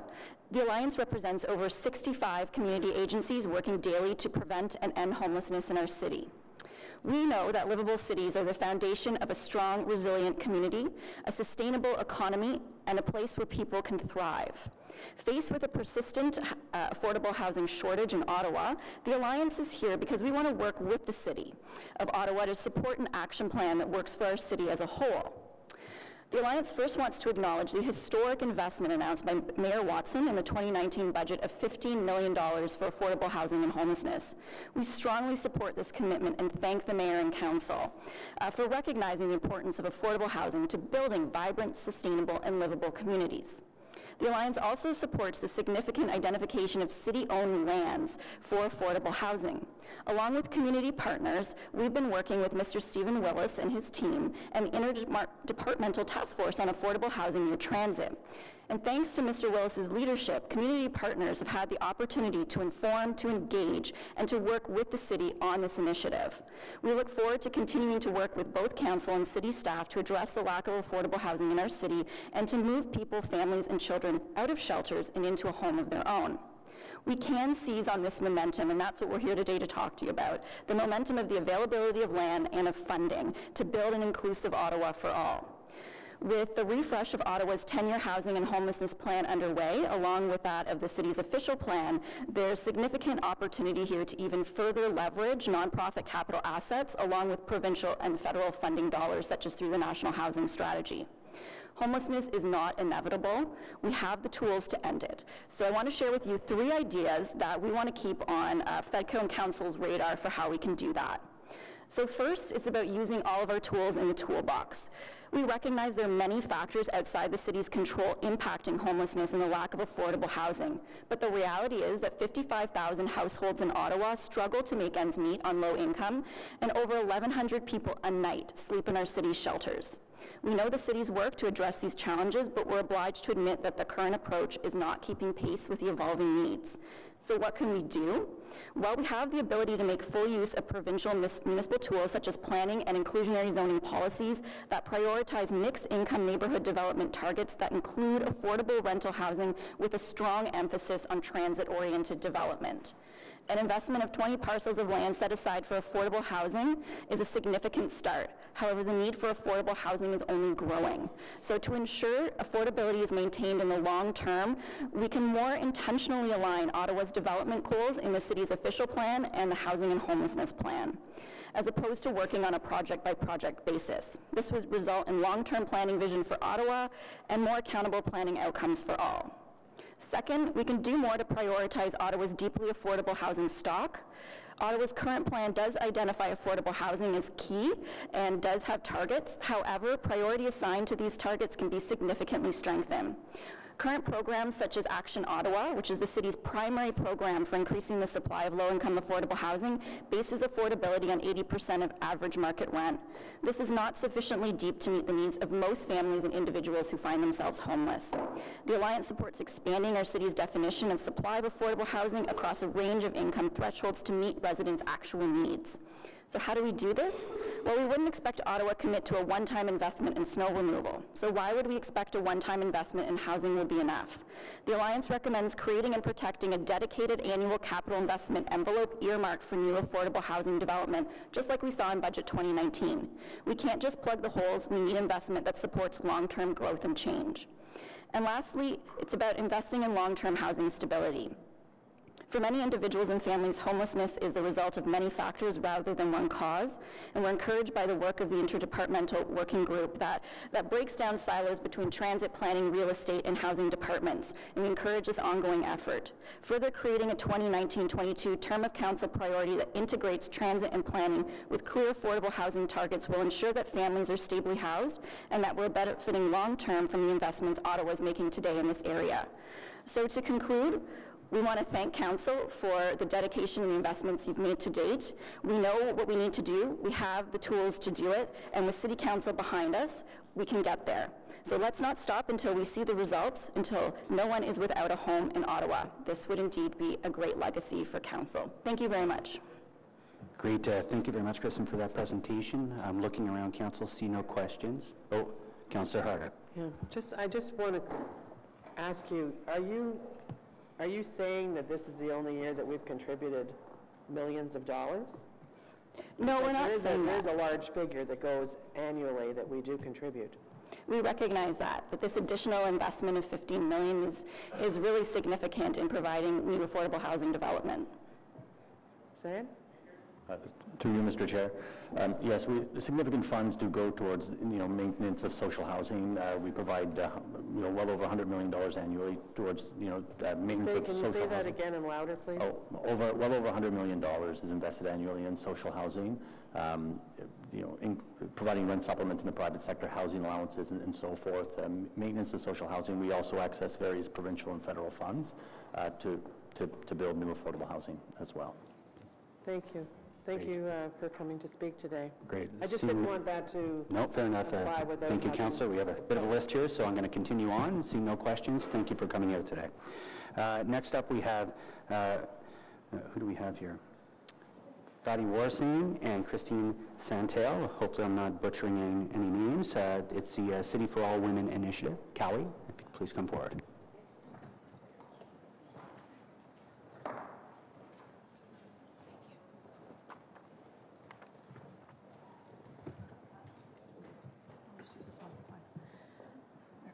Great, you're no strangers to this environment, so you have 5 minutes. The floor is yours.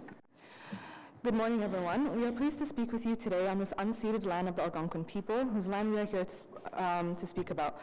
My name is Fatih Warsame, and I'm joined by Christine Santelay, who will be speaking in French, so if needed, you may want to put your headsets on. We are here to express our enthusiasm for the work that is being done to identify land for affordable housing near rapid transit and ask that even more land be designated for this purpose. Doing so is in keeping with the city's commitment to apply an intersectional gender lens as documented in the Term of Council Governance Report, and we are here to help you understand why this is so. Cali coordinates an initiative, Women Reducing Poverty Together, Mamaway. We say Mamaway, which means together in Anishinaabe, as we bring together women's organizations and women across diversity to identify ways of addressing the poverty women and their families experience in our city. To initiate this work, we, along with the Healthy Transportation Coalition, conducted community conversations with a range of organizations and have a strategy committee that interpreted those findings. We recognize that women are more likely to live in poverty, as women still earn less per dollar in comparison to men, are more likely to find themselves in part-time precarious employment, have more interruptions in their work life due to family responsibilities, and tend to live longer. All of this is exacerbated when women have experienced violence at the hands of their partner. As a backdrop to this reality, it was the lack of affordable housing that constantly rose as the final straw that leads women to falling into poverty or not being able to get out of it. At the same time, we know that women's homelessness is often invisible, as women will go to extreme lengths to avoid being out on the street or going to an emergency shelter. Women are more likely to couch surf or to stay in violent situations to avoid putting themselves and their families out on the streets. We have been especially concerned with the stories we hear from the women's organizations working with women fleeing violence. The violence against women's shelters, as well as emergency shelters, are full. This is in part due to women staying in the VAW shelters longer, as they cannot find affordable housing. We also know that it is when a woman tries to leave or is close to leaving an abusive partner that the risk of severe injury, even death, significantly increases. A common point we hear is how difficult it is for staff to turn these women away, knowing the violence that awaits them when they inevitably do. Nous savons tous qu'il y a une crise du logement dans notre ville et nous sommes ravis que le conseil municipal se soit engagé à investir 15 millions de dollars en fonds d'immobilisation pour le logement abordable. Le rapport aujourd'hui est crucial, tout comme le sera l'emplacement de ces futurs logements. La semaine dernière, dans le cadre du projet des femmes combattant ensemble la pauvreté, Mamawi, 140 femmes ont assisté à un forum. À la fin de cette députation, vous trouverez un graphique sur 2 pages qui représente les idées que nous y avons partagées. Qu'elles soient immigrantes, racialisées, autochtones, handicapées, trans, jeunes ou âgées, les femmes ont tout un récit qui exprime ce qu'il leur faut à elles et leurs familles pour satisfaire leurs besoins en matière de logement. Un point commun, surtout chez les femmes qui ont des enfants, est le besoin de connectivité. En général, les femmes utilisent le transport en commun différemment des hommes. Plutôt que de se rendre directement au travail et d'en revenir, les femmes ont tendance à faire plusieurs arrêts pour aller chercher les enfants ou faire leurs courses. Bien que les rôles changent, les femmes sont encore plus nombreuses que les hommes à être l'aidantes principales des enfants, des personnes âgées, des personnes malades et handicapées. Pour toutes ces raisons, il est primordial que le logement abordable soit situé près du transport en commun qui conduit ces femmes vers les services, les écoles, les hôpitaux et les épiceries, de façon à ce qu'elles puissent remplir leurs diverses obligations. Il serait insensé de répéter les erreurs commises à Toronto et Vancouver, où les gens qui ont les moyens d'avoir une voiture sont ceux qui habitent le plus près des meilleurs transports en commun. Lors de notre forum sur les femmes et le logement, nous avons célébré l'arrivée de ce rapport. Maintenant, nous vous encourageons à continuer sur cette voie. C'est une étape clé dans la réduction de la pauvreté chez les femmes, ainsi que dans que chez tous les membres de notre collectivité. Merci pour votre écoute aujourd'hui. Merci. Bien, merci, Madame. Any questions for the delegation?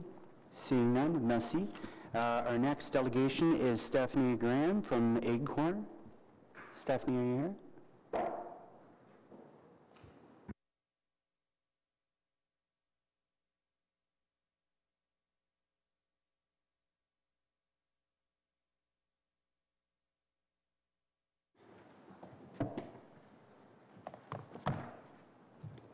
Thank you. Good morning. My name is Stephanie Graham, and I'd like to thank you, Mr. Chair, and the councillors for inviting us to speak. ACORN is an association of community organizations for reform now. We work in association with various community organizations who support us by ensuring the needs of lower and moderate income families are met by making meaningful reforms related to housing, economic, and social issues. We are an independent organization which operates on membership dues and individual donations from interest parties. We do not rely on government or big company funding for our community organizing. This is so we can operate independently. Our membership is made up of moderate and low income families, and we decide independently on which issues we want to work on based on our lived experiences. Recently, we held a rally outside City Hall with 7 other organizations, some of which are also speaking here today. Almost 200 people met to support more city funding for affordable and deeply affordable housing near rapid transit. There's a lot of support for this idea. Low-income people can't afford vehicles or the expenses that are incurred with them. This is why housing for low-income people close to the LRT and rapid bus transit stations is so important. That is why our campaign for affordable housing near rapid transit also calls on City Council to pass a strong citywide bylaw for inclusionary zoning that includes 25% of new development be dedicated to affordable housing and place special emphasis on deeply affordable housing within 1 kilometer of rapid transit stations. Ensure that all available government-owned land within 1 kilometer of current and future rapid stations is used for nonprofit and co-op housing. Create a 2019-2022 term of council priority that integrates transit and planning with clear, affordable housing targets. We have been working with Stephen Willis, who I'd like to thank for including us in his program, and his team to provide input on this report, and are happy to see the city's commitment to reserving land and funding for affordable housing near rapid transit. ACORN and its members urge you to support these requests. This report and the next steps of the working group, including definitions of affordable and deeply affordable housing that may be built on this land. We need affordable and deeply affordable housing for a diversity of households. This means housing for larger families, people on social assistance, and of course, pensioners. We were so happy that you included your $15 million in this year's budget, and sincerely hope that additional funding can be continued annually so that shelters will no longer be needed for long-term solutions to emergency housing. We hope the commitment that you made with this inclusion in the 2019 budget follows through today with their approval of reserving publicly owned land for affordable housing. Thank you from ACORN and its supporters for allowing us to speak to this important issue today. Great. Thank you very much, Ms. Graham, for coming out today. Any questions to delegation? Seeing none, thank you for coming out. Next up, we have Erin Andrews of the Healthy Transportation Coalition.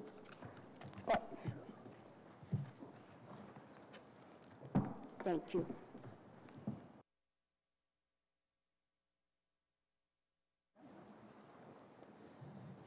Thank you.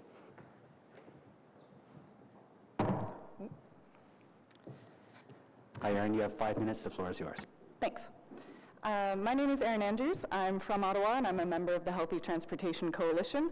I've spoken at the Planning Committee and others about my concern over the housing crisis that Ottawa is facing. We currently have only a 1% vacancy rate and thousands of people on the waiting list for affordable housing. I'm concerned about making sure that people who are living on low incomes have access to adequate housing and mobility. But I want to start by taking this opportunity to thank you, the staff and councillors, everybody involved for your leadership this year in addressing the housing crisis in Ottawa. Committing $15 million for building new affordable housing is a huge step and one that we should all celebrate. This report from the Interdepartmental Task Force on Housing Near Rapid Transit identifies 20 sites where affordable housing could be built, and this task force broke down some of the silos that exist in municipal politics in order to tackle a complex and interdisciplinary issue. And this report is the result of both staff expertise and real meaningful consultation with stakeholders in the community, and that's something to be really proud of. I urge you to take action now to ensure that our city's lands are used for the purpose of ending homelessness and transit poverty in Ottawa. To this end, I urge you to first hold all of these 20 sites for use as nonprofit or co-op housing indefinitely, ensure that these lands cannot be disposed of or otherwise developed, even well beyond this term of council. The first step here is to secure the land. And I urge you to build new affordable housing near rapid transit stations at every opportunity as recommended by this report. Start taking action immediately to put the bricks and mortar on the land that you've held. And this is a crisis, and so we need to act accordingly. I urge you to pass a robust inclusionary zoning bylaw, as many have asked as well, making 25% of new development affordable with deeply affordable housing within 1 kilometer of rapid transit stations. I urge you to make a term of council priority that integrates affordable housing and transit planning, and to set clear, measurable housing targets so you can monitor and evaluate your progress. And finally, I urge you not to stop at $15 million for 2019. 1 year of funding will not provide all of the units that are needed to address the housing crisis we're facing. We need to keep going with this. We need to be proactive and look to budgets 2020, 2021, and onward to ensure that the city continues to invest in affordable housing. These measures are needed to address the housing crisis, to reduce transit poverty by ensuring that those who rely on transit can afford to live near it. These actions will promote vibrant communities by integrating affordable housing with private housing, avoiding the development of ghettos, and ensuring that everyone can access transit. We know that people who can get around on the bus can go to work, go to school, or volunteer opportunities. They can access nutritious food and medical professionals. They can get involved with their communities through recreation, faith, or other interest groups. And these are all things that we want for our city. The City of Ottawa has an equity and inclusion lens that is supposed to be applied to all of its areas of work, and you've taken a great first step by committing this $15 million of funding for new affordable housing. And now you have an excellent opportunity to move forward, applying your equity inclusion lens broadly and decisively.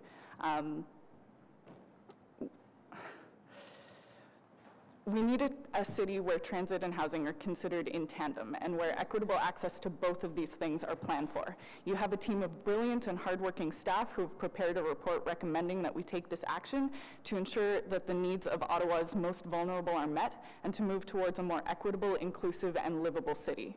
Housing and transit are critical for environmental, social, and economic planning for our city. We need equitable transit, and we need to take every opportunity to build affordable housing near rapid transit as part of an equitable housing and transit strategy. I also want to thank our previous delegation for reminding us that we are having this meeting on unceded and unsurrendered Algonquin territory, and I really hope that as we're moving forward with these strategies, we'll make conscious effort to think about reconciliation and making sure that Indigenous needs are considered in our housing strategy. Thank you. Great, thank you very much, Erin, for that presentation. Any questions for the delegation? Seeing none, thank you for coming out today. If you're keeping notes, the first 5 were all very positive and all under 5 minutes, so loving these presentations, keep them coming. Next up, we have Jess Steinberg with the Centertown Citizens Ottawa Corporation.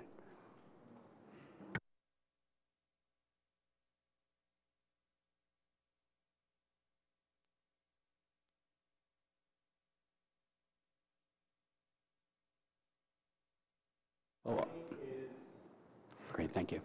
Thank you again. My name is Jesse Steinberg. I'm a member of the board for Centertown Citizens Ottawa Corporation, or CCOC, and have also been participating with colleagues who you've heard from this morning in the community working group on affordable housing. I would also like to express strong support to the committee for the report and recommendations submitted by the interdepartmental working group.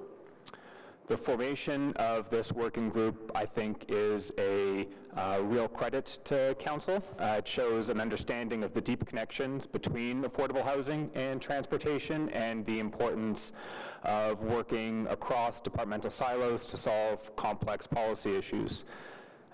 In conjunction with recent budget commitments, this report should stand as an indication of Council's commitment to investing in affordable housing and to ensuring that our investments in public transit contribute to our goal of an equitable and inclusive city.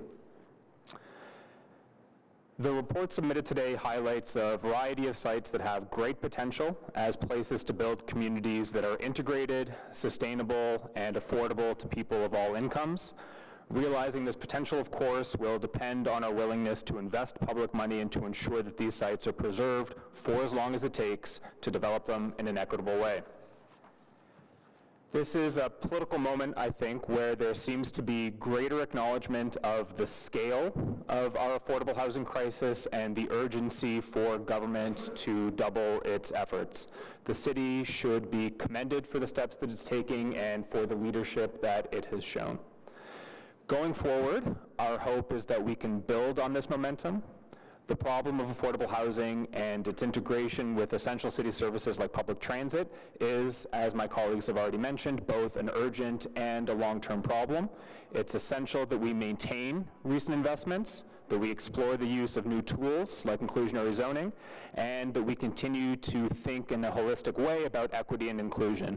I would note that in addition to the report recommendations, there is a further recommendation from planning staff that the current official plan review adopt a more systematic approach to thinking about housing and public transit. This is an excellent recommendation. And finally, I would also like to say thank you to Stephen Willis and his team, both for their leadership of the Interdepartmental Working Group and for regular meetings with our group of community stakeholders.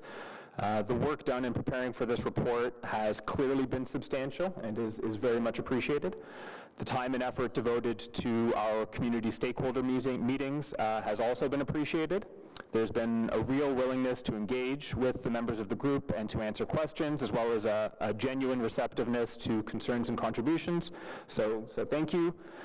Certainly our hope is that we can continue this engagement if and when the interdepartmental group transitions to its second phase to begin work on an implementation strategy. So thank you.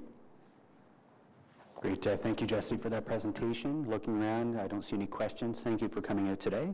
Next up, we have Cheryl Parrott from the Hintonburg Community Association.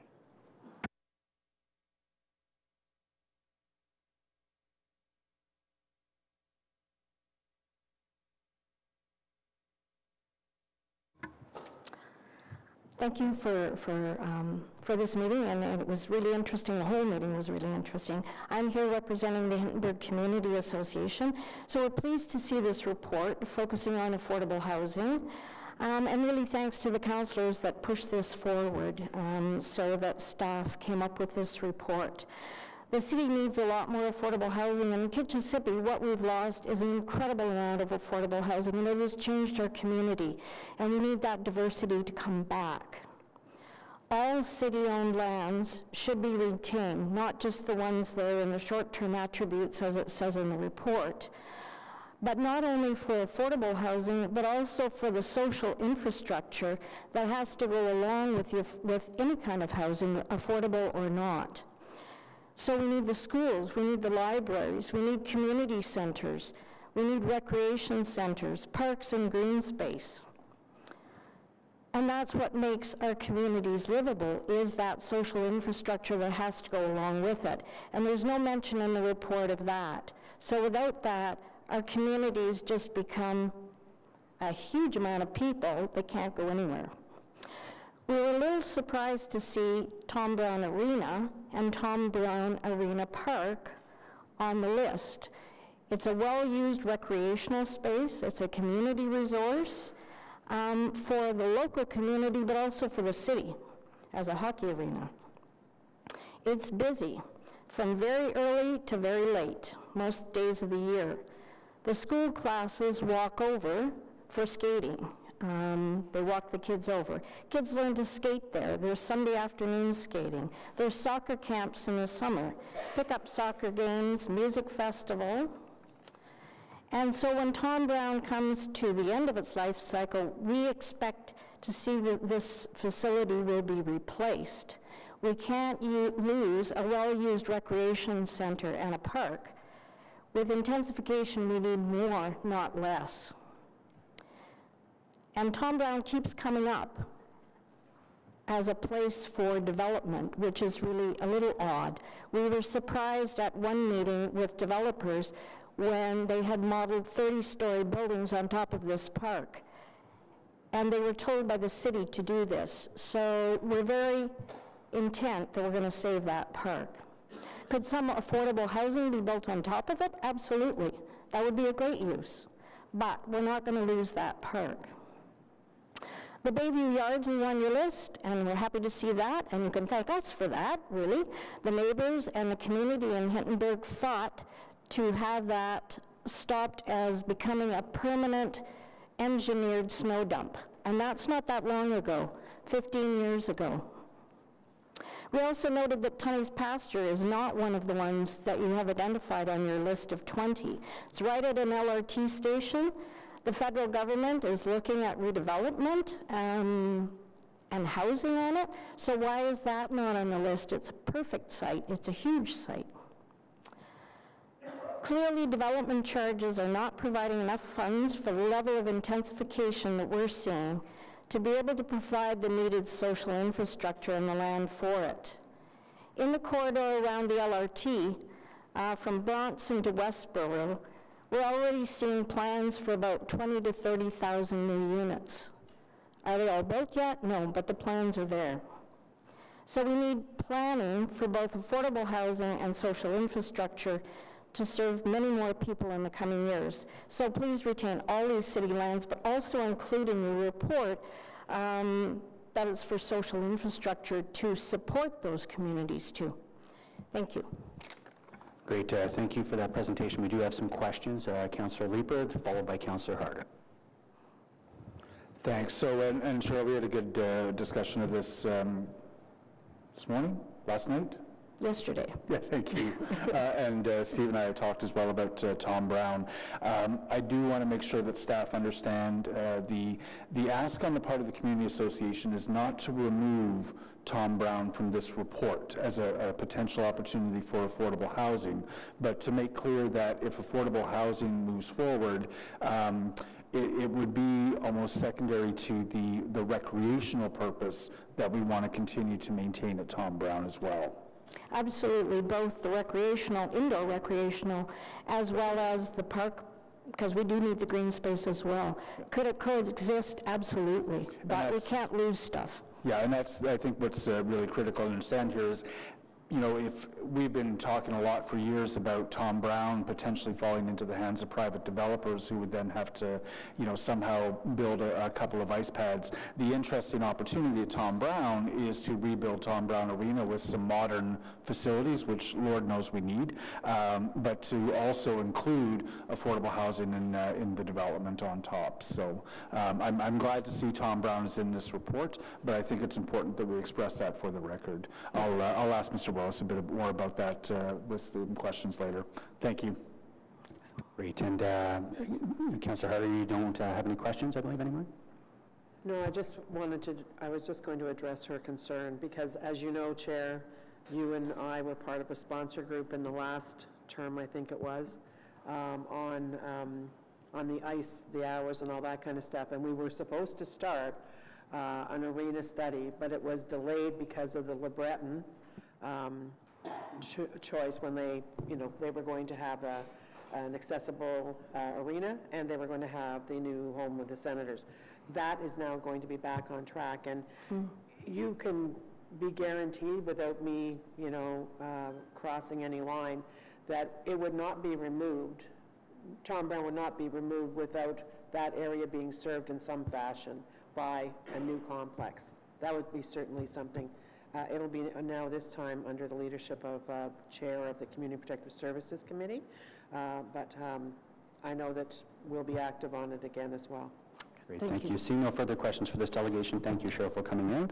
We have two more delegations, Trevor Hache, Healthy Transportation Coalition, and then on deck will be Emily Addison.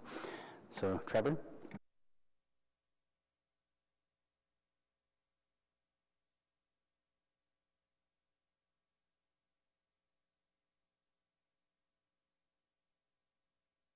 Great, you're no stranger to this place. You have 5 minutes, the floor is yours. Thank you, Chair. And good morning, everybody. I just want to recognize also that we are on the unceded traditional territory of the Algonquin peoples, and I've been thinking about how to do more than just say that in words, and how to incorporate something more meaningful into my work. And recently, having met with a couple people from the Indigenous community, have talked about the need to include a focus on housing for Indigenous people within this plan and moving forward in the City of Ottawa. So I don't speak for those people, but I think that that's an important conversation that needs to be had in a meaningful way. I want to also thank the Mayor for his political leadership and thank Stephen Willis and his team and the other staff involved in this process. Councillors Leeper and McKenney also played important roles in 2018, directing staff to do some initial work and look into this issue. Stan Wilder, the city's first housing planner who retired in early 2014, was interviewed by the Ottawa Citizen upon his retirement, and he was asked about growth outside the Greenbelt of Ottawa and suburban sprawl. And he said at that time that he feels strongly that growth outside the Greenbelt and new communities should be managed so that the city creates complete communities with a good balance of facilities and services to meet people's everyday needs, schools, parks, a variety of housing for all walks of life, and places to work and shop.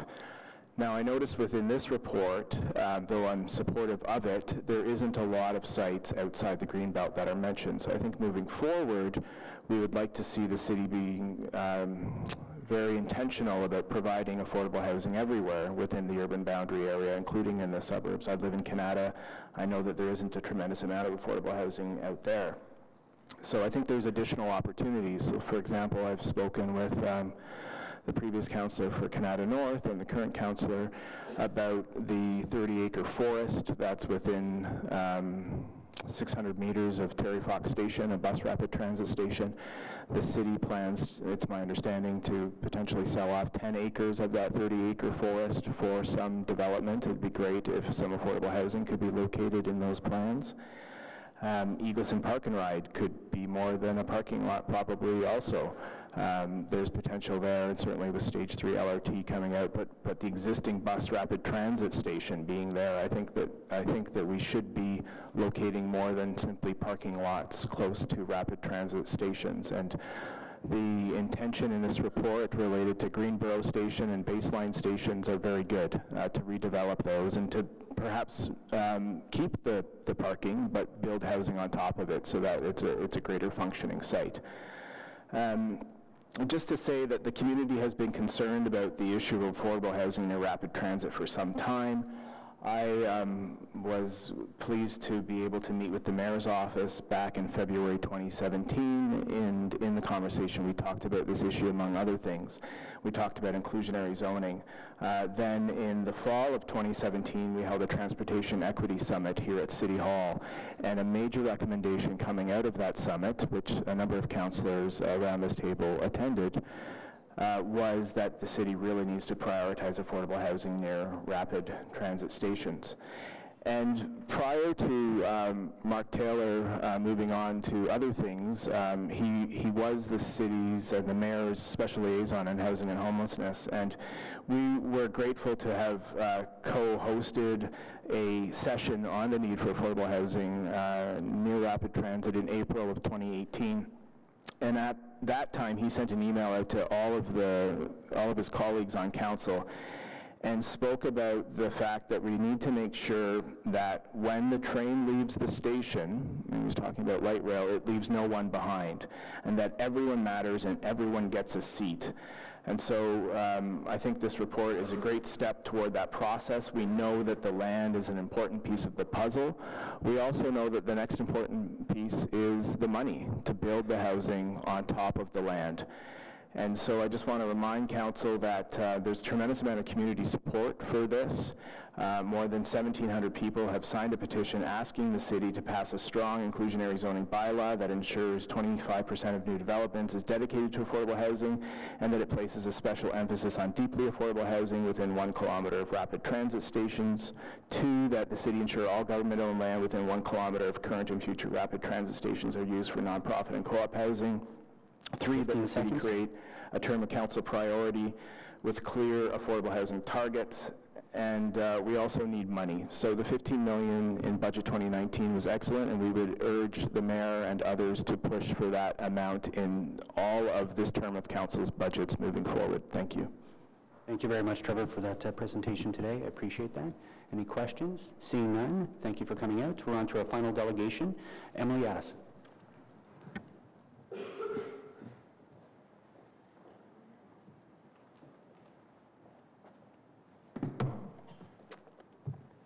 Emily, you have 5 minutes. The floor is yours. All right, so I'm a resident of Hintonburg, not here to represent anyone except for myself. I did want to talk about what makes a livable city and livable neighborhoods. I'm very excited about this plan for affordable housing, and I champion affordable housing in our neighborhood because, as Cheryl said, we have been losing a lot of affordable housing in Hintonburg and Mechanicsville in particular. However, in order to have livable neighborhoods and a livable city, which is, I think, the goal of the official plan moving forward, is to be a really livable city, we need that essential public services. We need social infrastructure. A livable space is not only transit and housing. And right now, in our neighborhood, we do not have enough social infrastructure. I was involved with the Rosemount Library attempt to get more space for our library. And when the library board voted to renovate the library rather than build it, they acknowledged that our neighborhood had half the amount of space that we should have for our population, but that the library board simply did not have the money to build a larger library. So if we are bringing in people in high-density living spaces and creating affordable housing, we need to make sure we have libraries, community centers, schools, and especially green space parks. When we look out in neighborhoods like Canada or Barhaven, people have large plots of land that their houses are on, and they have lots of green space. Downtown, when we are getting denser and denser, we don't have those backyards. People are living in high-rises, and there needs to be more parks, not less. So I encourage this plan to look forward in when you renew it in 2 years to actually acknowledge the need for social infrastructure and green space for these livable spaces. I also wanted to mention briefly development fees, and I know that is going to be reviewed in this term of council. I'm very concerned that there isn't the same amount of development fees collected inside the Greenbelt, and I feel that in fact more money needs to be collected inside the Greenbelt to acknowledge that there are higher costs of building in a denser area and getting land for projects. And I see the need when we are building affordable housing to look at development fees. I also wanted to acknowledge that I think 9 out of the 20, I could be incorrect, of these pieces of land are in the near west or center west of Ottawa. And while I want to see lots of affordable housing in my neighborhood, I want to see it all along the transitway as well. And I just wanted to applaud and thank Trevor for his point, because I think affordable housing should be throughout our city. And it should be a focus on the transit, but we need to see this spread throughout and that the services are provided, not focused in one part of the city. Thank you. Great, thank you, Emily. I'm looking around. Seeing no questions for the delegation, thank you for coming out. At this point, we'll switch if there's questions to staff. Councillor Lee. Thanks. So the first question, Ms. Willis, you can anticipate. Tom Brown Arena, you know, what would be the outlook for that if we want to maintain it as a recreation space in the ward and do affordable housing? Is there a path to that? So, Mr. Vice Chair, as I indicated in my presentation, those sites, that site in particular is a long-term in the list, not a short-term opportunity. And there are some smaller sites that have uses that would continue, and there are several examples of that on the list, where you see co-location of affordable housing with recreation and other uses. So that's, the intention is not mutually exclusive. It would be one and the other. And those are the sorts of things we'd have to do in site-level design at a much lower level of detail than we're at right now. When would we as a council make that decision to commit to that approach? What's that decision point? So council, we're going to bring to you the second, my colleagues in CSSD are going to bring to you the second phase, which is going to be focused on the short-term opportunities, and that's the best outlook, is to look at these things in the short-term opportunities and how they're going to get delivered on a bricks and mortar strategy.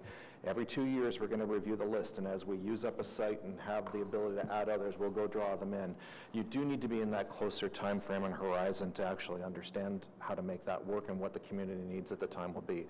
But to your other point, the other underlying option may be to address some of those issues in the official plan review. In the official plan? Perfect. That might be a place to deal with it. What is the path forward for Forward? So, I had to thank you, Mr. Willis, through you, Vice Chair. We're planning to declare Forward surplus to city needs later this spring. Okay. And then, you know, depending on recommendations we bring forward to council, we would likely issue some kind of RFP to have it developed for affordable housing this year. One of the things we heard, I mean, we were all shocked in December to hear that the Forward Avenue shelter was closing. And I've heard a lot of discussion in the community about ensuring that it's replaced with housing that is geared toward families, multiple bedrooms, et cetera. Do we have any way of trying to ensure that that's the affordable housing use for which it is put? Through you, Vice Chair. Councillor, we could have those discussions. We haven't made any determination as to exactly what type of affordable housing we'd be placing at Forward, but a mixed you know, household model could possibly work on the site. Yes. And so let's chat further about that, because I do have that priority from the community and from my own. Mr. Willis, one of the things we heard is, you know, city owned lands that are made available for affordable housing, takes up a certain amount of that land and leaves less left over for some of the other the social infrastructure that we might need. Something that's going to pay for that social infrastructure is the development charges. We are currently doing a fairly straightforward extension of our development charges, redoing the math, so to speak, for phase one. Are we, before the end of this term of council, going to have that opportunity to create a development charges regime that actually works for where the growth is? So, Mr. Vice Chair, with your indulgence, although that question, with all due respect, Councillor, is out of scope to this report, I can answer it very quickly. So first of all, the development charges bylaw will come up for renewal this term. It must be renewed by the end of May, so we will be bringing reports April, May to Council. In that report, the work we've already done has demonstrated, because our CFS department has been asking for, instead of taking cash in lieu for parkland, they're asking for land now in the urban core, not cash in lieu. We need the money to build those parks, so we are upping the investment in the DC charge to actually build park infrastructure in the urban area as part of that renewal, so you will see a change in the way things we've done. Other soft services are highly constrained by provincial legislation, where the charge can only be based on a historic 10 years level of service. So unless the province is more generous with the rules, it will have to just carry this forward, but and improve upon them to the extent that we can. But certainly in the parks area, there'll be significant new investment coming from that area. I know we'll have further discussions about some of the ways to potentially address that as we move through the DC's process. 250 Lanark is on the list. It's currently federal land. A year or so ago, I met with the housing staff and Minister McKenna and housing advocates. I'm really pleased to see that identified as a short-term opportunity, so it sounds like further discussions have happened. Just to answer Ms. Parrott's question, I'm going to assume that Tiny's Pasture has not been listed because there's probably no short-term path to city acquisition of that land. Mr. Vice Chair, when we identified federal parcels, it's because we had previous discussions or entry-level negotiations or discussions that with respect to Tiny's Pastures, the federal government hasn't reached a point where they've shown their disposal strategy at all. So if things change, if there's an opportunity, we have a mechanism within this report of how the group could review the issue, but just the preconditions didn't exist to get on this list. If there's going to be affordable housing at Tiny's Pasture, it strikes me the most likely path to get there is to use an inclusionary zoning tool when that finally gets into the hands of the private developers. Mr. Vice Chair, I would argue that we probably could have more suasion on the federal government to make it a contractual requirement of their disposal. I actually think that would be more effective and faster. Okay. That's it, Mr. Chair. Thank you. Great. Thank you. Councilor Menard. Thanks very much, Mr. Chair, and thanks for the report. It was exciting to see. Of the sites that are listed of the 20, 11 of them are currently municipally owned. And so some of those are going forward for the short-term opportunities. The ones that aren't, though, is there a chance that those remain in the city fold for this type of opportunity, or will they be opened up to other development potential over time, the medium to long-term ones that are city-owned? So, Mr. Vice Chair, through you, when Council receives and adopts this report, Corporate Real Estate Office, my colleagues here can correct me if I don't get this right, but we have a clear expression of Council's intent for those sites. That's enough for them to understand that those sites are reserved for that purpose. There may be other municipal purposes that come up that may need to be accommodated over time, and as we get closer to any of these sites into the medium or the long term, we could look at that in combination, but they would not be, with this report being adopted, a target for disposal. That's why we're seeking seeking the exception to the disposal of real property policy. Okay, that's great news, that they wouldn't be a target for disposal. I think, for personally, what I would suggest is that as long as we can, we hold those for this type of affordable housing that we know is going to be a need over time, that we resist the urge to, say, develop in a different manner if there's not affordable housing associated with those sites for the medium and long-term city-owned ones. Of course, the federal, provincial, school board-owned ones, those will be different. But anyway, appreciate that answer. Great. Thank you very much, Councillor. Any further questions? Seeing none, I do want to thank Steve Willis and his team. Your leadership is instrumental, and when you have 9 delegations coming up with very positive things to say You've done a tremendous amount of work to make that happen. So at this point, we have two motions. So the therefore it be resolved, if I can get Councillor Harder to read that, therefore it be resolved for the first motion. We'll vote on that. We'll do the second motion, and we'll go on to the base motion itself. So just to remind you, the first motion, there are 2 typos in it. How much do you want me to read? They're just therefore be resolved. Typos. Carried? Well, the first one is on the screen in front of you right now. Yeah, and it's the deferral, it's the technical amendment to fix inconsistencies within the report. Great. On that item, is that carried?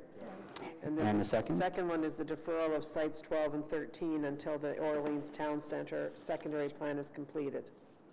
Great. On that, is that carried? And on the main motion itself, is that item carried? Carried. Great. Thank you very much. So we'll move to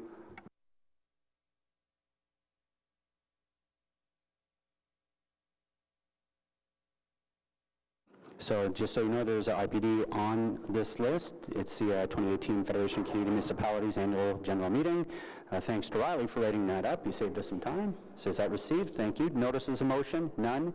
Inquiries? Other business? So that's adjournment. The next meeting will take place May 7th, 2019. Thank you.